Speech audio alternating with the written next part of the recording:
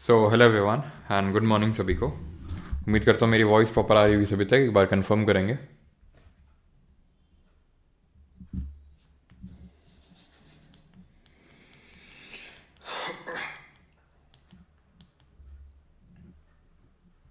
So hello everyone. सारी चीज़ें proper हैं तो स्टार्ट किया जाए।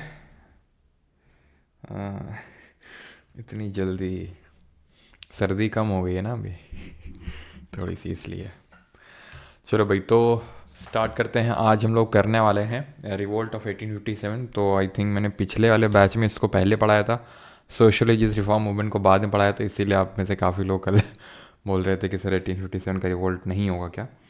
तो ऐसा कोई लिंकेज नहीं है, ठीक है, दोनों में। तुम कभी भी इसको कर सकते हैं, है ना। आज बहुत सर्दी है, आज तो नहीं यार, आज भी नहीं है, कल भी नहीं थी। गुरु जी को मेरा सच था। चलो भाई तो स्टार्ट करते हैं। रिवोल्ट ऑफ 1857 देखेंगे, लेकिन रिवोल्ट ऑफ 1857 देखने से पहले हम्म,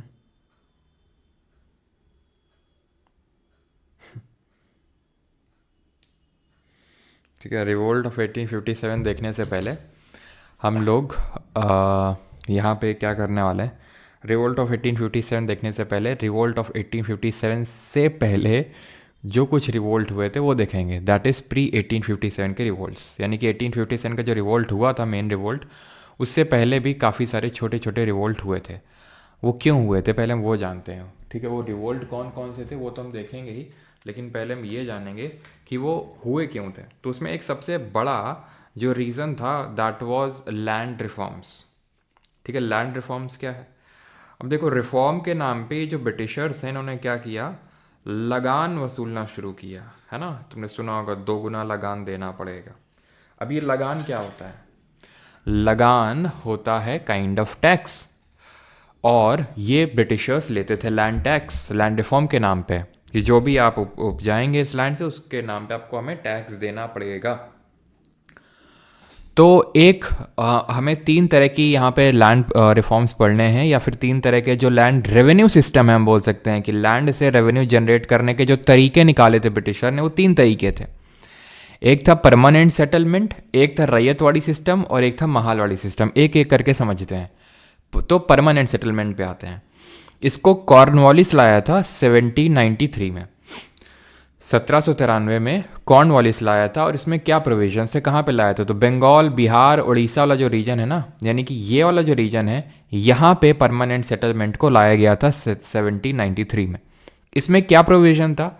इसमें जमींदार नियुक्त किए गए थे जो काइंड ऑफ इंटरमीडियरी के तौर पे एक्ट करेंगे लोकल लेवल के जो किसान हैं और जो ब्रिटिशर्स हैं उन दोनों के बीच में। और आई थिंक मैं रिकॉर्डिंग में लगाना भूल गया, कोई नहीं, आज वैसे ही ये यूट्यूब से डाउनलोड करके डाल देंगे, ठीक है। तो यहाँ पे जो पेजेंट्स होते थे, जो किसान होते थे, वो उनके बीच में और ब्रिटिशर के बीच में ये काइंड ऑफ इंटरमीडियरी के तौर पे ऐड करते थे, क्योंकि टैक्स किसको देना है? किसानों को देना है। और किसको जमा करना है ये टैक्स? ब्रिटिशर्स लेंगे टैक्स। तो ब्रिटिशर डायरेक्टली अप्रोच नहीं करते थे, जमींदार को यहाँ पे नियुक्त कर दिया था कि भाई गुडविल भी बनी रहेगी लोगों के बीच में। कैसी गुडविल? क्योंकि अब मान लो ये टैक्स नहीं दे रहे हैं, क्योंकि हैवी टैक्स लगा रहे हैं, इम्पोज कर रहे हैं। अब ये टैक्स नहीं दे रहे हैं किसान, तो टैक्स वसूलने का काम इन जमींदार का था। ब्रिटिशर्स का ये है कि हम तुमको, अब जमींदार को क्या मिला इसमें? तो जमींदार को ये मिला कि जो पार्ट ऑफ लैंड है इसमें हम तुमको हेरिडेटरी राइट दे देंगे। हेरिडेटरी राइट का मतलब ये है कि देखो, तुम पैसा वसूल करके दो, तुम भी उसमें से कुछ रखोगे, और ये जो ज़मीन है वो तुम्हारे बच्चों को पास ऑन हो जाएगी, वो फिर उनके बच्चों को पास ऑन हो जाएगी। तो काइंड ऑफ हेरिडिटरी आपके पास, जैसे कि आज आप देशमुख देखते हैं, है ना, फडणवीस, ये जो कुछ कास्ट हैं जैसे महाराष्ट्र में, तो ये सब वही हैं, ज़मींदार कास्ट हैं, ठीक है। तो ये हेरिडिटरी थे जो कि इनसे, यानी कि पेजेंट से, किसानों से टैक्स वसूलते थे, ब्रिटिशर्स को जमा करते थे। और अगर जमींदार इसको जमा करने से अगर ये फेल हो गए, मतलब कि अगर ये ब्रिटिशर तक उतना लैंड रेवेन्यू नहीं कर पाए जमा एक फिक्स्ड पीरियड के टाइम तक, तो इनके ज़मींदारी राइट्स को छीन लिया जाता था। और इसी को बोला जाता है सनसेट क्लॉज। एज सच कभी डायरेक्टली पूछा तो नहीं सनसेट क्लॉज, लेकिन अगर पूछ ले सनसेट क्लॉज किस में तो ज़मींदारी सिस्टम में, कि भाई अगर सूर्य अस्त होते होते तुमने अगर नहीं जमा करवाया पैसा तो तुम्हारी ज़मींदारी चली जाएगी। इसलिए इस परमानेंट सेटलमेंट को ज़मींदारी सिस्टम बोलते हैं। लेकिन परमानेंट सेटलमेंट क्यों बोलते हैं? बिकॉज परमानेंट हो गया था कि भाई लैंड से जो है हमें इतना टैक्स चाहिए। एज सच अभी देखेंगे रैयतवाड़ी वगैरह में क्या था कि भाई 30 साल के लिए फिक्स हुआ था, लेकिन इसमें परमानेंटली फिक्स हो गया था कि भाई हमें इतना रेवेन्यू चाहिए तो चाहिए। तो परमानेंट सेटलमेंट क्यों बोला जाता है ये समझ आ गया, ज़मींदारी सिस्टम क्यों बोला जाता है ये समझ आ गया। सवाल क्या पूछेगा? कौन लाया था, कब लाया था, कहाँ लाया था। कौन लाया था, कब लाया था, कहाँ लाया था? बंगाल, बिहार एंड उड़ीसा वाले रीजन में। ठीक है, किसका कॉल आ रहा है? एक सेकंड रुकिएगा। हेलो,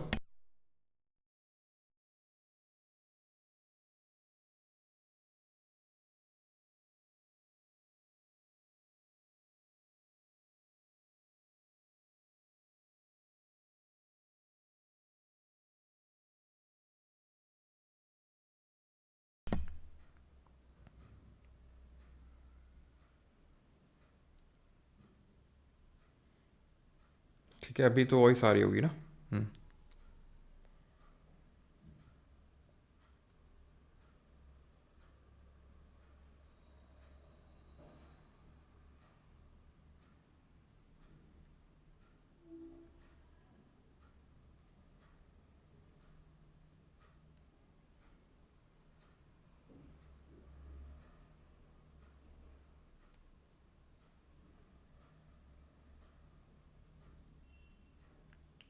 चलो,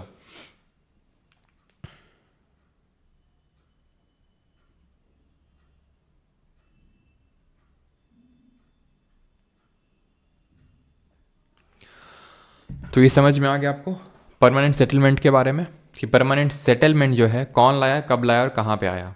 ठीक है, ये सारी चीज़ें क्लियर आपको। देन अभी हम आते हैं रैयतवाड़ी सिस्टम पे। ठीक है, परमानेंट सेटलमेंट आपको क्लियर हो गया।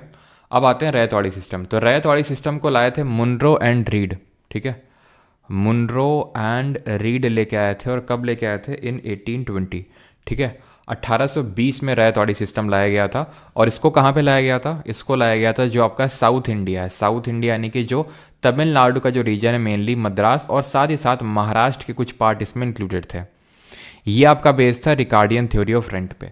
अब ये जमींदारी सिस्टम से अलग कैसे था? अलग ऐसे था कि यहाँ पर पेजेंट यानी रैयत, रैयत या फिर पेजेंट, रैयत का मतलब होता है पेजेंट यानी किसान। ठीक है, इनसे डायरेक्ट टैक्स कलेक्ट किया जाता था। जो रैयत होते थे इनसे डायरेक्टली टैक्स को कलेक्ट करने का काम किया जाता था ब्रिटिशर्स के द्वारा। तो इसीलिए इसको बोला गया रैयतवाड़ी सिस्टम, रैयतवाड़ी प्रथा। ठीक है, ये आपका रिकार्डियन थ्योरी ऑफ रेंट पे बेस्ड था। ये चीज़ आपको ध्यान रखनी है। और इसमें डायरेक्टली पेजेंट से ही पैसा कलेक्ट किया जाता था। यहाँ पर एक इंटरमीडियरी को अपॉइंट कर रखा था, उनको हम ज़मींदार बोलते थे, और यहाँ पे डायरेक्टली किसान से ही पैसा निकाला जाता था। अब एक ऐसा सिस्टम आया जिसमें कि ना तो ज़मींदार और ना तो किसान, विलेज का जो हेडमैन होता था, जो मुखिया होता था, उससे रेवेन्यू कलेक्ट किया जाता था। ठीक है, वो जो भी मुखिया चुना जाएगा गांव का, वो गांव वाले अपने हिसाब से जिसको भी चुनेंगे। ठीक है, वो कोई अपॉइंट नहीं होगा ब्रिटिशर के द्वारा, किसी के द्वारा, उनको गांव वाले खुद ही चुनेंगे। वही डायरेक्टली देंगे किसको पैसा? अब ब्रिटिशर को। तो महाल ये जो लिखा हुआ है इसका मतलब होता है ग्रुप ऑफ विलेजेस, यानी कि गांवों का समूह। इसको कब लाया गया? 1822 में। कौन लाया? होल्ट मैकेंजी लेके आया और विलियम बेंटिक। होल्ट मैकेंजी इसको बंगाल वाले रीजन पे लेके और विलियम बेंटिक पंजाब वाले रीजन पे। तो मैं आपको एक बार समराइज कर देता हूँ कि ये जमींदारी, रैयतवाड़ी और महालवाड़ी में क्या याद करना है, वो सारी चीज़ें। तो देखो, कौन लाया, कब लाया, कहाँ लाया, ये 3 इंपॉर्टेंट चीज़ें हैं। बाकी तो आप समझ गए, नाम से ही पता चल रहा है। ज़मींदारी परमानेंट सेटलमेंट को ज़मींदारी सिस्टम बोलते हैं। इसमें ज़मींदार होते हैं जो बीच में इंटरमीडियरी के तौर पे ऐड करते हैं, लगान वसूलने का काम करते हैं। यहाँ पे डायरेक्टली रैयत, रैयत का मतलब होता है पेजेंट यानी किसान, उससे वसूला जाता है। और महालवाड़ी में महाल, महाल का मतलब होता है ग्रुप ऑफ विलेजेस, इसमें विलेज हेडमैन से पैसा कलेक्ट किया जाता है। अब हम ये देखते हैं कौन लाया, कहाँ लाया और कब लाया, क्योंकि सवाल यहाँ से बनता है। ठीक, तो सबसे पहले तो परमानेंट सेटलमेंट या ज़मींदारी यहाँ पर आया, रैयतवाड़ी यहाँ आया और महालवाड़ी यहाँ आया। ये कब आया? 1793 में आया, ये 1820 में आया और ये 1822 में आया।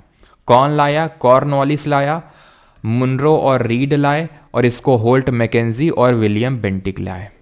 ये आपको याद रखना है इसमें। तो इसकी वजह से हुआ क्या? इसकी वजह से ये हुआ कि लोगों के बीच में बहुत ही ज़्यादा एंगरशिप, मतलब कि बहुत ज़्यादा हम बोल सकते हैं कि आक्रोश बढ़ गया ब्रिटिशर्स के खिलाफ। क्यों? क्योंकि कई बार ऐसा होता था कि भाई ब्रिटिशर्स को तो चाहिए फिक्स्ड पैसा, क्योंकि ज़्यादातर जो जगह हैं वो ज़मींदारी सिस्टम ही लागू था। और ज़मींदारी सिस्टम कहाँ पे लागू था? यहाँ पे। तो ये जो बंगाल, बिहार, उड़ीसा वाला रीजन है, जो प्रेजेंट डे आप झारखंड, बिहार और बंगाल वाला और बांग्लादेश वाला रीजन देखते हैं, इसीलिए ज़्यादातर जो अपराइजिंग हुई, रिवोल्ट हुए, वो यहीं पे हुए, इसी रीजन में हुए। क्योंकि अब ज़मींदार क्या करता था? ज़मींदार वो वसूलता था, ठीक है। और किसने? कॉर्नवालिस ने क्या किया, जो ये लेके आया था, यहाँ पे लिखा नहीं है क्या, तो यहाँ पे लिख देता हूँ, ठीक है, लिखा हुआ है। तो कॉर्नवालिस, इसने क्या किया? पहले तो ज़मींदार क्योंकि ज़मींदार को अगर टैक्स नहीं मिल रहा तो वसूलने जाएगा, तो पहले वसूली का काम भी यही करते थे, वसूली भाई का काम भी ज़मींदारों का होता था। लेकिन कॉर्नवालिस ने क्या किया? दरोगा सिस्टम ले आया। जो आज आप दरोगा देखते हैं ना, उनकी उत्पत्ति कॉर्नवालिस ने करी थी। ये दरोगा क्या करते थे? जमींदार के साथ जाते थे और फुल पैसा वसूली, हफ्ता वसूली करने का काम करते थे। इसीलिए आज भी वो खौफ अगर आप देखिए तो गांव में देखने को मिलता है कि दरोगा साहब आए हैं, चाहे भले आईपीएस ऑफिसर आ जाए, उतनी, ठीक है, उतनी कीमत नहीं होगी। कल मेंस दी और आज से प्री की तैयारी शुरू माना है, ओके, ठीक है। तो आज भी अगर आप देखिए तो गांव में एकदम खौफ है दरोगा जी का। आईपीएस ऑफिसर आ जाए उतना खौफ नहीं, लेकिन दरोगा का ज़्यादा खौफ रहता है, क्योंकि वही वसूली करने का काम करते हैं जो कॉर्नवालिस ने अपॉइंट करके रखे थे। अब मान लो कि यार ये कोई किसान है, ये, ठीक है, ज़मींदार इसके पास पहुंचा कि लाओ बेटा पैसा लाओ, ठीक है। अब इसके पास पैसा नहीं, क्योंकि उपज नहीं हुई है सर, तो अभी कैसे देगा? या तो मार से है, या तो ये सबसे है, या फिर अब यहाँ से एक नया क्लास एमर्ज हुआ और उसको हम बोलते हैं मनी लेंडर। मनी लेंडर जो पैसे देने का काम करते हैं, ठीक। तो कई बार ये जमींदार ही खुद मनी लेंडर भी होते थे कि हमसे पैसा ले लो, ठीक है, ब्याज भरते रहना, और जब प्रिंसिपल अमाउंट चुका दोगे तो तुम्हारा ब्याज खत्म। लेकिन वो ब्याज चुका ही क्यों पाएंगे? इतना एक तो हेफ्टी, इतना हाई इंटरेस्ट रेट में वो ब्याज चार्ज करते थे कि वो प्रिंसिपल अमाउंट को छोड़ो, ब्याज ही भरते भरते भरते उनकी ऐसी तैसी हो जाती थी। और अगर वो भी नहीं भर पा तो आओ बेटा बंधुआ मजदूरी करवाएंगे तुमसे। तो इन सारी चीज़ों के चलते ज़मींदार के खिलाफ और ब्रिटिशर्स के खिलाफ एक आक्रोश यहाँ पर बन गया लोगों के बीच में, किसानों के बीच में, जिसकी वजह से ये रिवोल्ट हमें देखने को मिलता है, ठीक। अब ये रिवोल्ट जैसे कि हम देखते हैं सबसे पहले 1770 में, और ऐसा नहीं कि देखो हमें ट्राइबल रिवोल्ट भी देखने को मिलते हैं, हमें पेजेंट रिवोल्ट भी देखने को मिलते हैं। अभी ये जो हम कारण देखे लैंड रेवेन्यू वाला, तो ये काइंड ऑफ पेजेंट, किसानों को आक्रोशित कर दिया। ऐसे ही ट्राइबल्स को अभी हम देखेंगे उनको क्यों आक्रोशित कर दिया। ऐसे ही सन्यासी लोग थे, तो अब हुआ क्या था, धीरे धीरे 1770, आपको पता है 1764 में, 1764 में क्या हुआ था, कॉमेंट करके बताओ जल्दी से। बंगाल वाले रीजन में यहाँ पे क्या हुआ था? 1764 में हुआ था बैटल ऑफ बक्सर, हुआ था बैटल ऑफ बक्सर। हार गए थे वो शाह आलम टू और शुजाउद्दौला और मीर कासिम। तो यहाँ पे पूरी तरह से ब्रिटिशर्स का कंट्रोल आ गया। क्योंकि उनका कंट्रोल आ गया तो जो ये कोर्ट थे, चाहे अवध का कोर्ट हो, ठीक है, चाहे वो मुगल का हो, चाहे यहाँ का बंगाल का हो, यहाँ पे सन्यासी और जो फ़कीर होते थे, सन्यासी हिंदू धर्म में और फ़कीर जो इस्लाम धर्म में, तो इन सब को जो पैटर्नाइजेशन मिल रखा था कि तुम जाओ, है ना, एक यात्रा पे जाओ, उसके लिए खर्चा उठाएंगे जो किंगडम वाले होते थे। अब वो खर्चा ब्रिटिशर तो नहीं उठाने वाले हैं, और ब्रिटिशर्स ने इनको लुटेरा घोषित कर दिया कि लुटेरे। तो इन लोगों ने रिवोल्ट कर दिया, और इसमें लीडर कौन थे? तो मंजू शाह हो गया, भवानी पाठक हो गई, देवी चौधरानी, ये लोग हैं फीमेल पार्टिसिपेंट। तो ये लोग इसके लीडर थे। और इसको कवर किया, अगर आपने सुना होगा सभी लोगों ने, आनंद मठ नॉवेल। आनंद मठ नॉवेल किसने लिखी है जल्दी से बताइए। और साथ ही साथ एक देवी चौधरानी करके नॉवेल भी है। ये दोनों नॉवेल्स को लिखा है किसने? बंकिम चंद्र चैटर्जी ने। और इसमें डिटेल में कवर किया गया है इस सन्यासी रिवोल्ट को। ये चीज़ ध्यान में रखेंगे जो लोग के पास बुक है। तो एक करेक्शन यहाँ पे कर लेंगे, आई थिंक सन्यासी में न लिख के, आई थिंक उसको पता नहीं संथाल में लिख दिया है या फिर इंडिगो में आई थिंक लिखा हुआ है, तो उस पॉइंट को काट के यहाँ पे लिख लेंगे उसको। अब आते हैं पैका रिवोल्ट। ये 1817 में हुआ उड़ीसा ले रीजन पे। तो उड़ीसा में हमें याद है, अगर विजयनगर के टाइम पे याद करो, है ना, तो बहमानी को नरपति बोला जाता था, और सॉरी अश्वपति बोला जाता था, विजयनगर वालों को नरपति और उड़ीसा वालों को गजपति।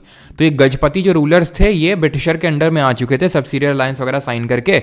तो इनकी जो खुद की फोर्स थी, अब सब्सिडियरी अलायंस कौन लाया था, कब लाया था, पहले किसने एक्सेप्ट किया था, वो कॉमेंट में लिखिए। और इसमें प्रोविजन क्या थे, प्रोविजन ये थे कि आपको अपनी जो आर्मी है उसको डिसबैंडन करना होगा। आप डिसबैंडन करने का मतलब उसको हटा दो अपनी आर्मी को, और अपनी आर्मी मतलब वही लोकल लोग हैं, लोकल लोग ही तो जो किंगडम है उसकी आर्मी में होंगे, तो उनको हटा दो और ब्रिटिशर्स की आर्मी ले लो तुम, यही तो था। तो अब ये लोग क्या थे, यहाँ पे जो गजपति रूलर थे, यहाँ पे खुर्दा करके जगह थी, ठीक है, खुर्दा, तो खुर्दा किंगडम था ये। तो खुर्दा किंगडम के जितने भी लोकल सिपाही थे सबको इन्होंने हटा दिया, ब्रिटिश आर्मी को रख लिया। तो इसके खिलाफ ही रिवोल्ट हुआ बख्शी जगबंधु विद्याधर, जो मिलिट्री कमांडर थे इस खुर्दा उसमें किंगडम में। तो इन्होंने ये पूरा लीड किया, और ये 1817 में हुआ था, 1817 में। काफ़ी न्यूज़ में भी था, आई थिंक 2017 2000 नहीं से आई थिंक 2021 में न्यूज़ में था, जब मोदी जी ने गए तो इसको लेके स्टाम्प पेपर वगैरह भी रिलीज़ किया गया था। तो उड़ीसा गवर्नमेंट ने बोला था कि इसको first war of independence declare कर दो। तो सेंट्रल गवर्नमेंट ने मना कर दिया था कि भाई इसमें किस बात का ऐसा इंडिपेंडेंस के लिए था, ये तो किंगडम के लिए था, ठीक है। तो 1798 में, बिल्कुल सभी लोगों ने सही लिखा है, तो 1798 में वेलेस्ली लेके आया था, और जो निज़ाम ऑफ हैदराबाद थे वो फर्स्ट थे इसको एक्सेप्ट करने वाले। 1798 वेलेस्ली लेके आया था। वैसे तो कॉन्सेप्ट किसका था, ब्रेन चाइल्ड किसका था, डुप्ले का था, जो फ्रेंच गवर्नर जनरल था, जिसने कि शुरू के जो 2 कार्नेटिक वॉर में उसको लीड किया था। और थर्ड वाले को किसने लीड किया था, कमेंट करके कोई बताएगा। थर्ड में ब्रिटिश फोर्सेस को और फ्रेंच फोर्सेस को किसने लीड किया था। तो शुरू के 2 में तो फ्रेंच फोर्सेस को डुप्ले ने लीड किया था, लेकिन फिर मैंने बताया था कि डुप्ले को वापस बुला लिया गया था, क्योंकि ब्रिटिशर ने लिखा कि ये आदमी यहाँ पर रहता फैला रहा है, इसको बुला लो वापस। तो फिर यहाँ पे ब्रिटिश फोर्स को लीड किया आयर कूट ने, और फ्रेंच को काउंटे द लैली ने। याद करो, बैटल ऑफ वॉन्डी वॉश 1760 1760, और कूट ने कूट दिया लल्ली को, है ना, ऐसे हम लोगों ने याद किया। तो बख्शी जगबंधु विद्याधर ने लीड किया, 1817 में हुआ, उड़ीसा रीजन में हुआ। इसके अलावा कोई क्वेश्चन नहीं बनेगा, ठीक। और वो अभी आप समझ गए कि क्यों हुआ और कैसे हुआ। अहोम रिवोल्ट के बारे में पढ़ते हैं। तो ये असम में शुरू हुआ, इसको गोमधर कुंवर ने लीड किया। अब ये हुआ क्यों वो समझ लीजिए। तो एक्चुअल में हम लोगों ने पढ़ा था कि 1824 और 26 के बीच में, याद है आपको, 1824 और 26 के बीच में कौन क्या हुआ था। तो हुआ था यहाँ पर फर्स्ट एंग्लो बर्मा वॉर हुआ था, है ना, फर्स्ट एंग्लो बर्मा युद्ध हुआ था। और ये वॉर खत्म किस ट्रीटे से हुआ था, कमेंट में जल्दी से जल्दी कमेंट में। रिवीजन कर रहे हो कि नहीं कर रहे हो, नहीं तो फिर वही होगा कि सर पढ़ा तो लग रहा था पेपर में, लेकिन क्वेश्चन कर नहीं पाए वहाँ पे, जैसे अभी काफ़ी सारे स्टूडेंट के साथ मेंस में हुआ। ऊपर के पढ़ के जाओगे तो यही होगा। जल्दी से बताओ, ट्रीटी ऑफ यंदाबू, ठीक है, ट्रीटी ऑफ यंदाबू होती है। तो इस ट्रीटी के तहत ब्रिटिशर ने क्या बोला कि जितने भी हमारे सिपाही हैं, ये क्योंकि किसके साथ हुआ, ये जो म्यांमार वाला रीजन है जो आज पहले बर्मा होता था, तो जो अहोम किंगडम है यानी असम, यानी प्रेजेंट डे आपका असम वाला और बांग्लादेश वाला पार्ट, तो ये आता था म्यांमार वाले के उसमें अंडर में, ठीक है, म्यांमार में जो एम्पायर था उसके अंडर में था। ब्रिटिशर ने बोला कि हम यहाँ से चले जाएंगे, क्योंकि ये वाला जो पार्ट है ट्रीटी ऑफ यंदाबू से ब्रिटिशर के कंट्रोल में आ चुका था पूरी तरीके से, ब्रिटिशर ने ले लिया था इसको। तो अब यहाँ पर क्या बोला ब्रिटिशर ने कि हम यहाँ से चले जाएंगे, लेकिन ये गए नहीं, 2 साल तक वेट किया, और जब ये नहीं गए तो इन्होंने क्या किया, इनके खिलाफ रिवोल्ट किया। गोंधर कुंवर, ठीक है, गोंधर कुंवर करके थे, इन्होंने इसको लीड किया 1828 में। और जब इन्होंने लीड किया तो एक्चुअल में ईस्ट इंडिया कंपनी ने यानी ब्रिटिशर ने सप्रेस तो कर दिया, लेकिन काफ़ी अच्छा इनको वो देखने को मिला, यानी कि रिवोल्ट देखने को मिला इसलिए, और ज़्यादा इनके इंटरेस्ट भी नहीं थे वहाँ पे। तो ब्रिटिशर ने टेरिटरी वापस करके होम को कि ठीक है, हम यहाँ से रिट्रीट कर रहे हैं, यहाँ से वापस जा रहे हैं, तो इन्होंने ये वापस देके चले गए, ठीक है। अब यहाँ पे मैं एक छोटा सा पॉइंट ऐड करना चाहूँगा। बहुत साल पहले 1671 की बात है, 1671, एक युद्ध होता है जिसको हम बोलते हैं बैटल ऑफ सराइघाट। ये भी अहोम किंगडम को बचाने के लिए ही हुआ था। ये हुआ था मुगलों के बीच में और अहोम किंगडम के बीच में, ठीक है।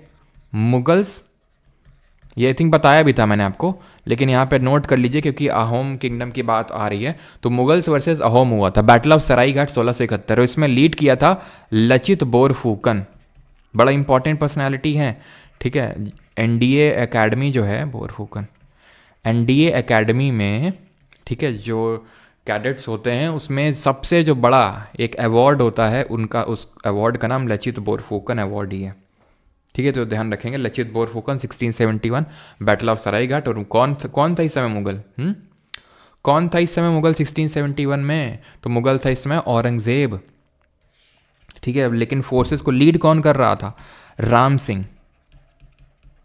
ठीक है, राम सिंह लीड कर रहा था, औरंगजेब खुद नहीं गया था यहाँ पे। ठीक है, और यहाँ पे ये बैटल में मुगलों की हार हुई थी। जी हाँ, हार हुई थी इसमें मुगलों की। ठीक है, तो ये ध्यान रखेंगे। अब आते हैं पागलपंथी, 1825 में हुआ, 1825। इसको करम शाह और टीपू शाह ने लीड किया। अब ये पागलपंथी क्यों बोलते हैं इनको? बफरिंग हुआ था कहाँ पे? ठीक है, तो 1825 में करम शाह और टीपू शाह ने इसको लीड किया था। तो हुआ क्या था कि एक यहाँ पे जो करम शाह के बेटे ही हैं टीपू शाह, तो करम शाह ने एक पर्टिकुलर सेक्ट टाइप की स्थापना करी कि भाई ये सारे, और इसमें हिंदू जैसे नहीं, दीन इलाही एक नया धर्म स्टैब्लिश किया था अकबर ने, तो वैसा टाइप ही आप समझ लो कि जितने भी ऑर्थोडॉक्स बिलीव थे उन्होंने, करम शाह ने बोला कि इनको गिव अप करो, इनको हटाओ। ठीक है, हिंदू मुस्लिम सब के लिए अपील करी और सब में बुराइयाँ बताई, तो लोगों ने इनको पागल बोल दिया कि पागलपंथी कर रहे हैं, घूम घूम के पता नहीं क्या नया नए लोग आए हैं, पागलपंथी कर रहे हैं। ठीक है, अब ये इसको हम इसलिए यहाँ पर पढ़ते हैं, क्यों पढ़ते हैं यहाँ पे? क्योंकि इन्होंने ही धीरे धीरे जमींदार के खिलाफ भी यहाँ पे रिवोल्ट किया, इसलिए थोड़ा इनके बारे में पढ़ना होता है, ऐसा बहुत ज़्यादा इंपॉर्टेंट नहीं है। पागलपंथी 1825, करम शाह, टीपू शाह, कुछ इसके अलावा नहीं क्वेश्चन बनेगा। बंगाल रीजन में ये भी था, बंगाल रीजन में था, ये तो असम में, ये उड़ीसा में, और ये भी बिहार और बंगाल रीजन में ही था। सन्यासी वाला भी ध्यान रखिएगा, बंकिम चंद्र चैटर्जी से याद रखिएगा कि बंगाल रीजन में था। मोपला प्राइजिंग, तो ये एक्चुअल में मोपला प्राइजिंग ना 1836 दिख रहा है तुमको यहाँ पे लिखा हुआ, लेकिन एक 1921 में भी हुआ था। इसमें और हमें कुछ नहीं पढ़ना है अभी के लिए, 1921 में फिर से देखेंगे। ठीक है, ये जो मालाबार रीजन है, ज्योग्राफी में हम पढ़ चुके हैं, इसको मालाबार रीजन बोलते हैं। ठीक है, तो यहीं पे ही मोपला करके कम्युनिटी रहती, मुस्लिम कम्युनिटी। ठीक है, तो उसने ये रिवोल्ट किया था, हिंदू जमींदार के खिलाफ था ये 1836 में। कोल म्यूटिनी पे आते हैं, तो इसको लीड किया था बुद्धो भगत ने 1831 में। ये एक ट्राइबल अपराइजिंग थी, छोटा नागपुर प्लेट्यू वाला जो रीजन है वहाँ पे। हो एंड मुंडा प्राइजिंग पे आते हैं।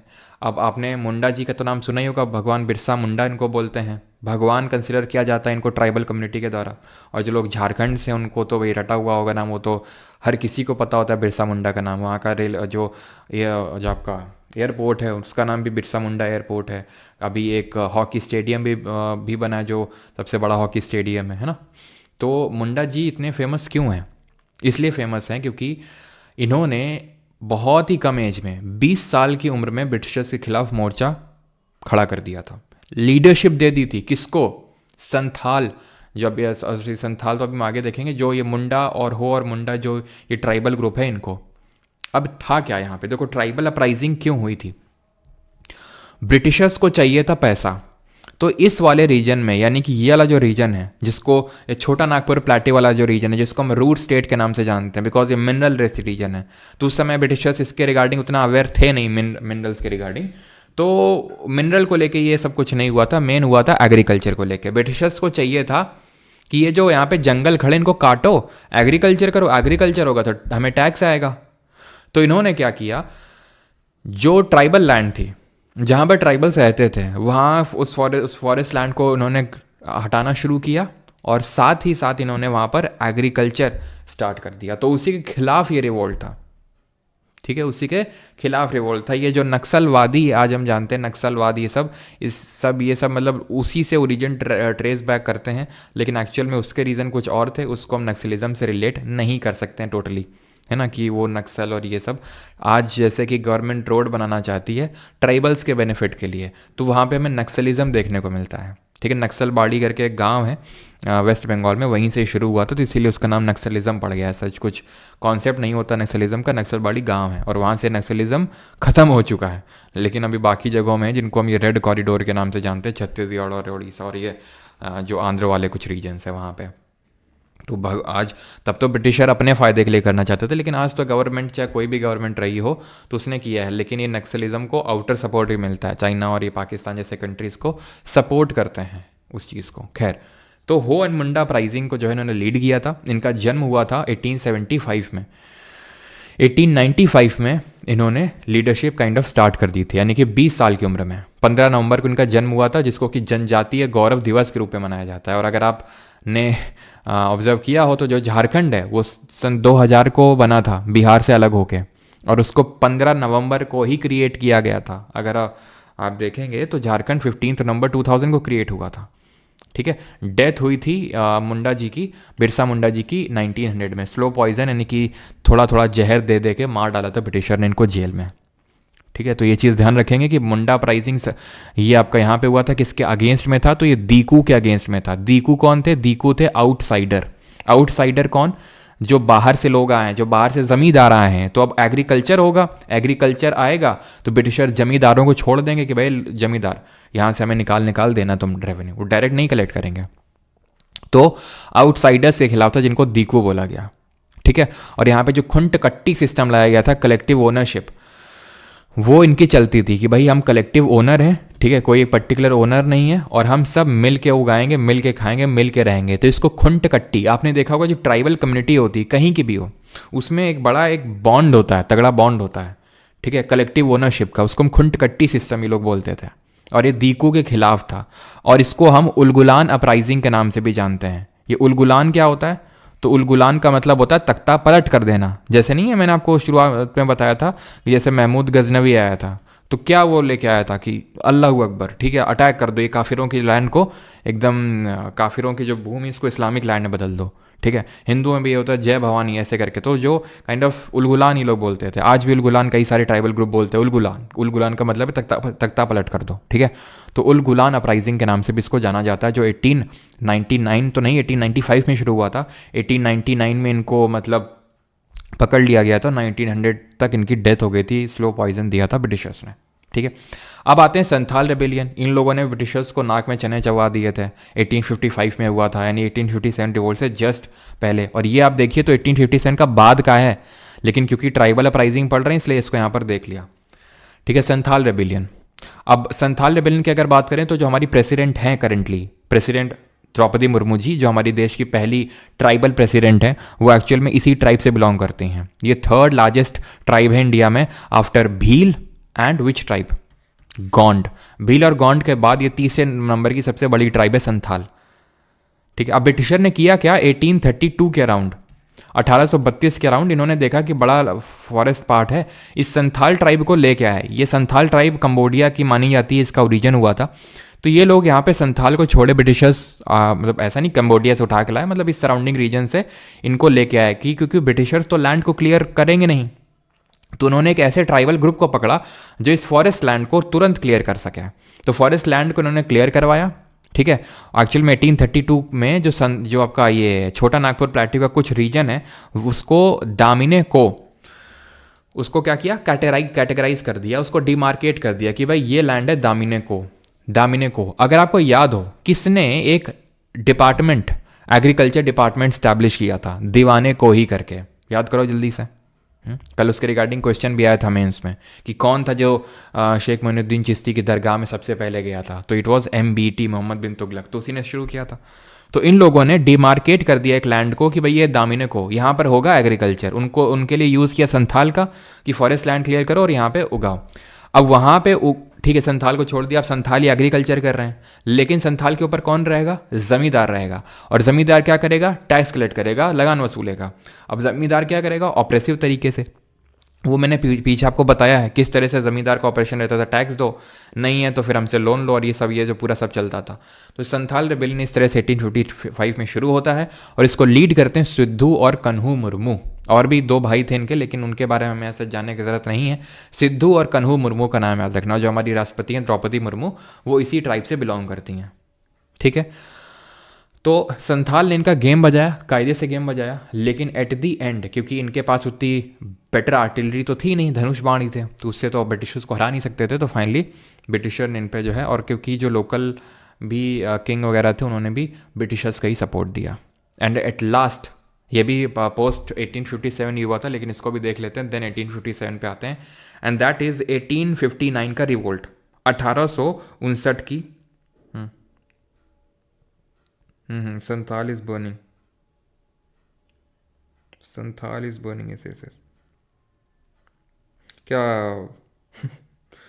वो हो रहा है क्या, बफरिंग हो रहा है क्या?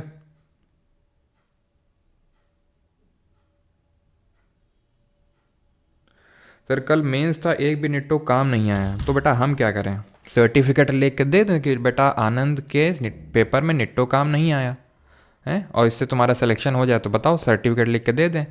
हैं, निट्टो के वीडियो में इसीलिए शुरुआत में बता दिए थे कि बेटा ये हम अपनी तरफ से बता रहे हैं, तुमको देखना है देखो, यूज़ करना है करो, इसकी गारंटी हमारी नहीं है कि उसमें अप्लाई हो ही जाएगा। हम जो पिछली बार हुआ था, और ऐसा नहीं हुआ होगा, अभी जब टॉपर्स का आएगा तो देख लेना। लेकिन वही है कि मैं जब उस पर कॉमेंट कर, पिछले बार भी ये लोगों ने बोला था, ऑल इंडिया रैंक 6 ने आके वो क्लियर कर दिया था कि भाई मैंने निट्टो यूज़ किया था, जिसकी वजह से अटेंड बढ़े और जिसकी वजह से उन्हें सिलेक्शन लिया। ठीक है। और कुछ लोग जैसे तुम जैसे लोग हैं, अगर नहीं भी किया तो उससे भी मुझे कोई फ़र्क नहीं पड़ता है, क्योंकि है ना, क्योंकि मैंने पहले ही बता दिया था उस वीडियो में कि यहाँ पे ऐसा नहीं कि हर लग ही जाएगी, अगर लग जाए तो लगा लेना, और वो भी तुम्हारे ऊपर डिपेंड करता है। लेकिन तुम्हें अब अपने अंदर तो झांक के देखना है नहीं कि कहाँ पे दिक्कत रहेगी, रिवीजन कम रह गया, क्या क्या रह गया, पढ़ाई निट्टो काम नहीं है। अरे काम नहीं है तो क्या हमने ठेका ले रखा है क्या निट्टो का? जो हमने एक्स्ट्रा नॉलेज थी वो दे दी आपको, अब काम आएगी नहीं आएगी, पेपर हमने तो बनाए नहीं है कि पेपर हम बना रहे हैं। बस आके कमेंट करना है क्लास में, और क्लास को डिस्टर्ब करना इसी तरह से, है ना। ये सर कौन सा आनंद है, नाम बदनाम कर दिया। हाँ आनंद, पहले वही मुझे भी लगा कि ये वो आनंद तो नहीं है, फिर मैंने पूरा नाम देखा तो हाँ। सीजीएल मेज बहुत अच्छा है क्या सर, आपकी कृपा से 19 करेक्ट है। और वो तो यार जब रिजल्ट आएगा ना तो उनसे फ़र्क नहीं पड़ता, क्योंकि देखो भीड़ है, ठीक है। अब ऑब्वियस सी बात है, सारे लोग अब यहीं से पढ़ रहे हैं, ठीक है। तो ऐसा तो है नहीं कि ज़्यादा नंबर लाओगे तो ज़्यादा लोग सिलेक्शन उतने ही लोगों के होने हैं। जिनका हो जाएगा ठीक है, वेल एंड गुड, जिनका नहीं होगा अब उनमें से मेजॉरिटी जो होती है 90%, उसका ये रहता है तुम्हारी वजह से नहीं हुआ, तुम्हारी वजह से नहीं हुआ, तुम्हारी वजह से नहीं हुआ है। तो भैया हमने कभी ऐसा बोला है क्या कि मतलब हम 25 के 25 क्वेश्चन लड़वा देंगे? हम अभी बोल रहे हैं हम एक भी क्वेश्चन नहीं लड़वाएंगे। पढ़ना है, अगर समझ में आ रहा है और तुम्हें लगता है तो पढ़ो, वो तुम्हारी विल है, ठीक है। और मुझे पता है कि जो टॉपर्स होते हैं, जिनका सिलेक्शन होता है, वो शांति से पढ़ते रहते हैं, क्योंकि वो तभी दिखते हैं जब उनका सिलेक्शन होता है, ठीक है। जब वो तो तभी दिखते हैं कि सर हमने कभी कमेंट नहीं किया, और इस तरह से वो अपना आराम से पढ़ रहे हैं, वो बार बार रिवीजन कर रहे हैं, सिलेक्शन उतने ही लोगों के होने हैं, ठीक है। अगर आप के लिए बस एडवाइस है, अगर आप खुद के अंदर झांक के देखेंगे तो ज़्यादा सही रहेगा। बाकी तो मैं अपना काम कर रहा हूँ, मैं करता रहूँगा, ठीक है। एट दी एंड तुम्हारा टाइम वेस्ट होगा, इधर उधर ग्रुप पे जाके या फिर कमेंट में आके लिख दोगे, तो उससे तुमको सर्टिफिकेट तो मिल नहीं जाएगा कि देखो भाई निट्टो काम नहीं आया तो इसलिए इनको जीएसटी इंस्पेक्टर की पोस्ट दे दी जाए। कुछ नहीं होने वाला इससे, ठीक है। जो मेरा काम है वो मैं ईमानदारी से कर रहा हूँ, मुझे पता है, ठीक है। और जहाँ पे इम्प्रूव करने की ज़रूरत है उसमें अगर आप इम्प्रूव नहीं करेंगे तो फिर कुछ होने वाला नहीं है ना, चाहे वो कोई भी सब्जेक्ट हो। खैर, इंडिगो रिवोल्ट पे आते हैं, काफ़ी इंपॉर्टेंट है। 1859 में हुआ, 1859 में, है ना। अब ये जो रिवोल्ट है क्यों हुआ? इंडिगो का मतलब होता है नील, ठीक है। इंडिगो का मतलब होता है नील, तो एक पेड़ होता है उससे नील बनाई जाती है, नेचुरल डाई। अब तो खैर नहीं होता, क्योंकि सिंथेटिक इस तरह के आ गए हैं कि अब तो खैर वो नहीं है। और इंडिगो का जो प्लांट ग्रो किया जाता है ना, वो ऐसा होता है कि बहुत ज़्यादा पानी की डिमांड करता है, बहुत ज़्यादा। अब आप समझ लो कि हमारा जो चावल वगैरह होता है ना, चावल से भी ज़्यादा पानी डिमांड है इसकी, इंडिगो की। और ये सॉइल को धीरे धीरे धीरे अनफर्टाइल कर देता है। लेकिन ब्रिटिशर को क्या था? ब्रिटिशर को ये था क्योंकि ये डाई को लेके जाते थे यूरोपियन मार्केट में, अच्छे रेट में बेचते थे इसको, ठीक है। तो ये यूरोपियन मार्केट में इसको अच्छे में बेचते थे, तो अब लोग तो ये उगा नहीं रहे थे, क्यों? क्योंकि वो अपने खाने के लिए गेहूं चावल ये सब पैदा कर रहे थे। तो ब्रिटिशर ने क्या किया, एक सिस्टम निकाला कि भाई पहले हम एग्रीमेंट कर लेंगे, एग्रीमेंट काइंड ऑफ कि हम पहले से तुमको पैसा दे देंगे, तुम क्रॉप लगाओगे उससे पहले ही हम तुमको पैसा दे देंगे, उससे पहले ही पैसा दे देंगे ठीक है। और मतलब ऐसे रैंडम दिमाग में आ गया तो मैं बता रहा हूँ, जो अभी कमेंट करने आए थे निट्टो के रिगार्डिंग, तो मतलब आप ये समझ लो, जो मैंने लास्ट में निट्टो में लेक्चर डाला था ना, 18 में भी आया था डायरेक्ट क्वेश्चन, भारतमाला परियोजना, ठीक है। और कल के पेपर में 20th में जो आपने अगर जब आंसर किया है तो आप देखना उसमें, ठीक है, उसमें रेलवे जोन पूछा था हेडक्वार्टर, वो भी निट्टो में करवाया हुआ है। मतलब ये हालत है अभी कि जो अभी मैंने 2 दिन पढ़ा, 2-3 दिन पहले पढ़ाया है, वो मैंने वीडियो अपलोड किया था निट्टो वाला, उसकी चीज़ें लोगों को याद नहीं है एग्ज़ाम में, मतलब एक वीडियो को रिवाइज नहीं कर पाए स्टूडेंट। भारतमाला परियोजना डायरेक्टली क्वेश्चन था, पूछा था कि किस मिनिस्ट्री से था, जबकि निट्टो वो था कि भाई हम ऑप्शन एलिमिनेशन सीख रहे थे, उसी से क्वेश्चन आ गया 18th में भी और 20th में। लेकिन ऐसे ऐसे लोग हैं जो उस एक सिंगल वीडियो को रिवाइज नहीं कर पाए। ठीक है ना, मेरे पास तो ऐसे काफ़ी ढेरों बच्चों के कमेंट आ रहे हैं कि सर पता नहीं ये लोग कैसे कह रहे हैं कि आया नहीं, ये माइंड मैप से आई, ये सारी चीज़ें आई हैं। लेकिन वही है ना कि आंसर की जब आएगी तो जो लोग बैच वाले भी हैं, जो 3.0 वाले हैं, वो देखिएगा आप में से कितने लोग कितने क्वेश्चंस कर पा रहे हैं ना। चलो, तो यहाँ से मैं ये आपको बताना चाहता हूँ कि भाई रिवीजन नहीं करेंगे तो फिर दिक्कतें हो जाएंगी, क्योंकि सिंपल सी बात है, आपको बार बार बता चुका हूँ कि भाई हर कोई यहाँ से अगर पढ़ रहा है, ठीक है, तो फिर काइंड ऑफ जो एक्स्ट्रा आप जो एज गेन करेंगे वो रिवीजन से ही होने वाला है वो। ठीक है, वो रिवीजन से ही होने वाला है। आप एक बार पढ़ के ये नहीं सोच सकते हैं कि मैं वहाँ पे क्वेश्चन सही कर दूंगा, जिस तरह के क्वेश्चंस आए हैं भी। ठीक है, आपको मल्टीपल रिविजन्स देने पड़ेंगे, और अगर आप मल्टीपल रिविजन्स नहीं देंगे तो फिर यही होगा कि एग्जामिनेशन में आपको पढ़ी हुई चीज़ें लगेगा कि ये तो हमने कभी पढ़ा ही नहीं है, ये हाल हो जाएगा आपका। ठीक है, खैर, तो इंडिगो रिवोल्ट ये स्टार्ट क्यों होता है? क्योंकि पहले ही काइंड ऑफ एग्रीमेंट कर लिया ब्रिटिशर ने कि हम तुम्हें पैसा देंगे, तुम इंडिगो ग्रो करो। लेकिन वो काइंड ऑफ ट्रैप था, वो ट्रैप था उन कल्टिवेटर्स के लिए, क्योंकि अब उनको फोर्सफुली वो ग्रो करवाया जाना था, क्योंकि अब इन्हें तो पता नहीं था उस कॉन्ट्रैक्ट में क्या क्या लिखा हुआ है, साइन कर दिया बस, उन्हें तो पैसे से मतलब, अब उसके टर्म्स एंड कंडीशंस तो पढ़े नहीं। लेकिन ब्रिटिशर्स ने ट्रैप पे ले लिया, तो फिर जब ट्रैप पे ले लिया, जो कुछ नहीं कर पा रहे हैं प्लांटर्स, तो क्या करेंगे? रिवोल्ट करेंगे। 1859 में रिवोल्ट कर दिया। दिगंबर बिस्वास और विष्णु बिस्वास, ठीक है, विष्णु बिस्वास, इन दोनों लोगों ने इसको लीड किया, और इसको कवर किया गया था दीन बंधु मित्रा द्वारा नील दर्पण। ये इतना ज़्यादा इसको कवरेज मिली कि ब्रिटिशर्स ने इसको बैन कर दिया, इस प्ले को। ये जो प्ले लिखा था नील दर्पण दीन बंधु मित्रा ने, ये बंकिम चंद्र चटर्जी, ये वाला हटा दो, ये सन्यासी रिवोल्ट में ही इसको नोट करना। ठीक है, आनंद मठ और देवी चौधरानी, दोनों ये जो नॉवेल्स लिखी हैं बंकिम चंद्र चटर्जी ने, वो सन्यासी रेबेलियन को कवर कर रही हैं, सन्यासी रिवोल्ट को। नील दर्पण जो दीन बंधु मित्रा ने लिखा है वो इंडिगो रिवोल्ट को कवर कर रहा है। ठीक है, ये कहाँ पे स्टार्ट हुआ था? तो ये नादिया जो डिस्ट्रिक्ट पड़ती है वेस्ट बंगाल की, वहाँ पे स्टार्ट हुआ था इंडिगो रिवोल्ट। ऑलराइट, अब आते हैं कॉजेज ऑफ 1857 रिवोल्ट। 1857 के जो विद्रोह है उसके क्या क्या कारण थे। ठीक है, यानी कि अब हम 1857 रिवोल्ट स्टार्ट करने वाले हैं। तो सबसे पहली बात तो कैनिंग जो है उस समय वॉइस रॉय हुआ करता था जब ये 1857 रिवोल्ट हुआ। ये भी आपसे एक क्वेश्चन पूछता है। ठीक है,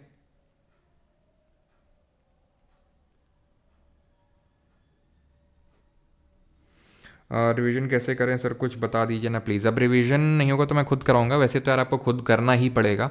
डेली बेसिस पे एक तो रिवीजन होना चाहिए और एक वीकेंड्स पे होना चाहिए। सैटरडे संडे का ब्रेक आपको छुट्टियां मनाने के लिए नहीं मिलता है। ठीक है, सैटरडे संडे का जो ब्रेक है वो इसीलिए मिलता है। और अगर आप ये सोच रहे हैं अब कि थोड़ा सा तो फिर मतलब इतना सर पढ़ा देंगे तो उससे तो आएगा ही, है ना, ये तरह के जो कमेंट आते हैं, क्योंकि सर सारे तरह के क्रिटिसिज्म में देखता रहता हूँ, कितना पढ़ा देंगे तो आएंगे। तो बेटा अगर तुम सोच रहे हो 10 पेज पढ़ के वहाँ कराओगे तो भूल जाओ। लाखों यहाँ पे एस्पिरेंट है, कुछ सिलेक्टेड यहाँ पे वैकेंसी निकलती हैं। तो आपको ये पता, आपने अभी देखा है ना, कुछ एक्स्ट्रा लोगों को CGL में अलाउ किया गया। अभी कुछ एक्स्ट्रा लोगों को देखा था आपने, 1100 लोगों को, और कितनी कट ऑफ कम हुई? एक नंबर भी कट ऑफ कम नहीं हुई है। 0.2 या 0.3 नंबर में ही 1100 लोग इन हो गए, एक नंबर तक कट ऑफ डिक्रीज नहीं हुई।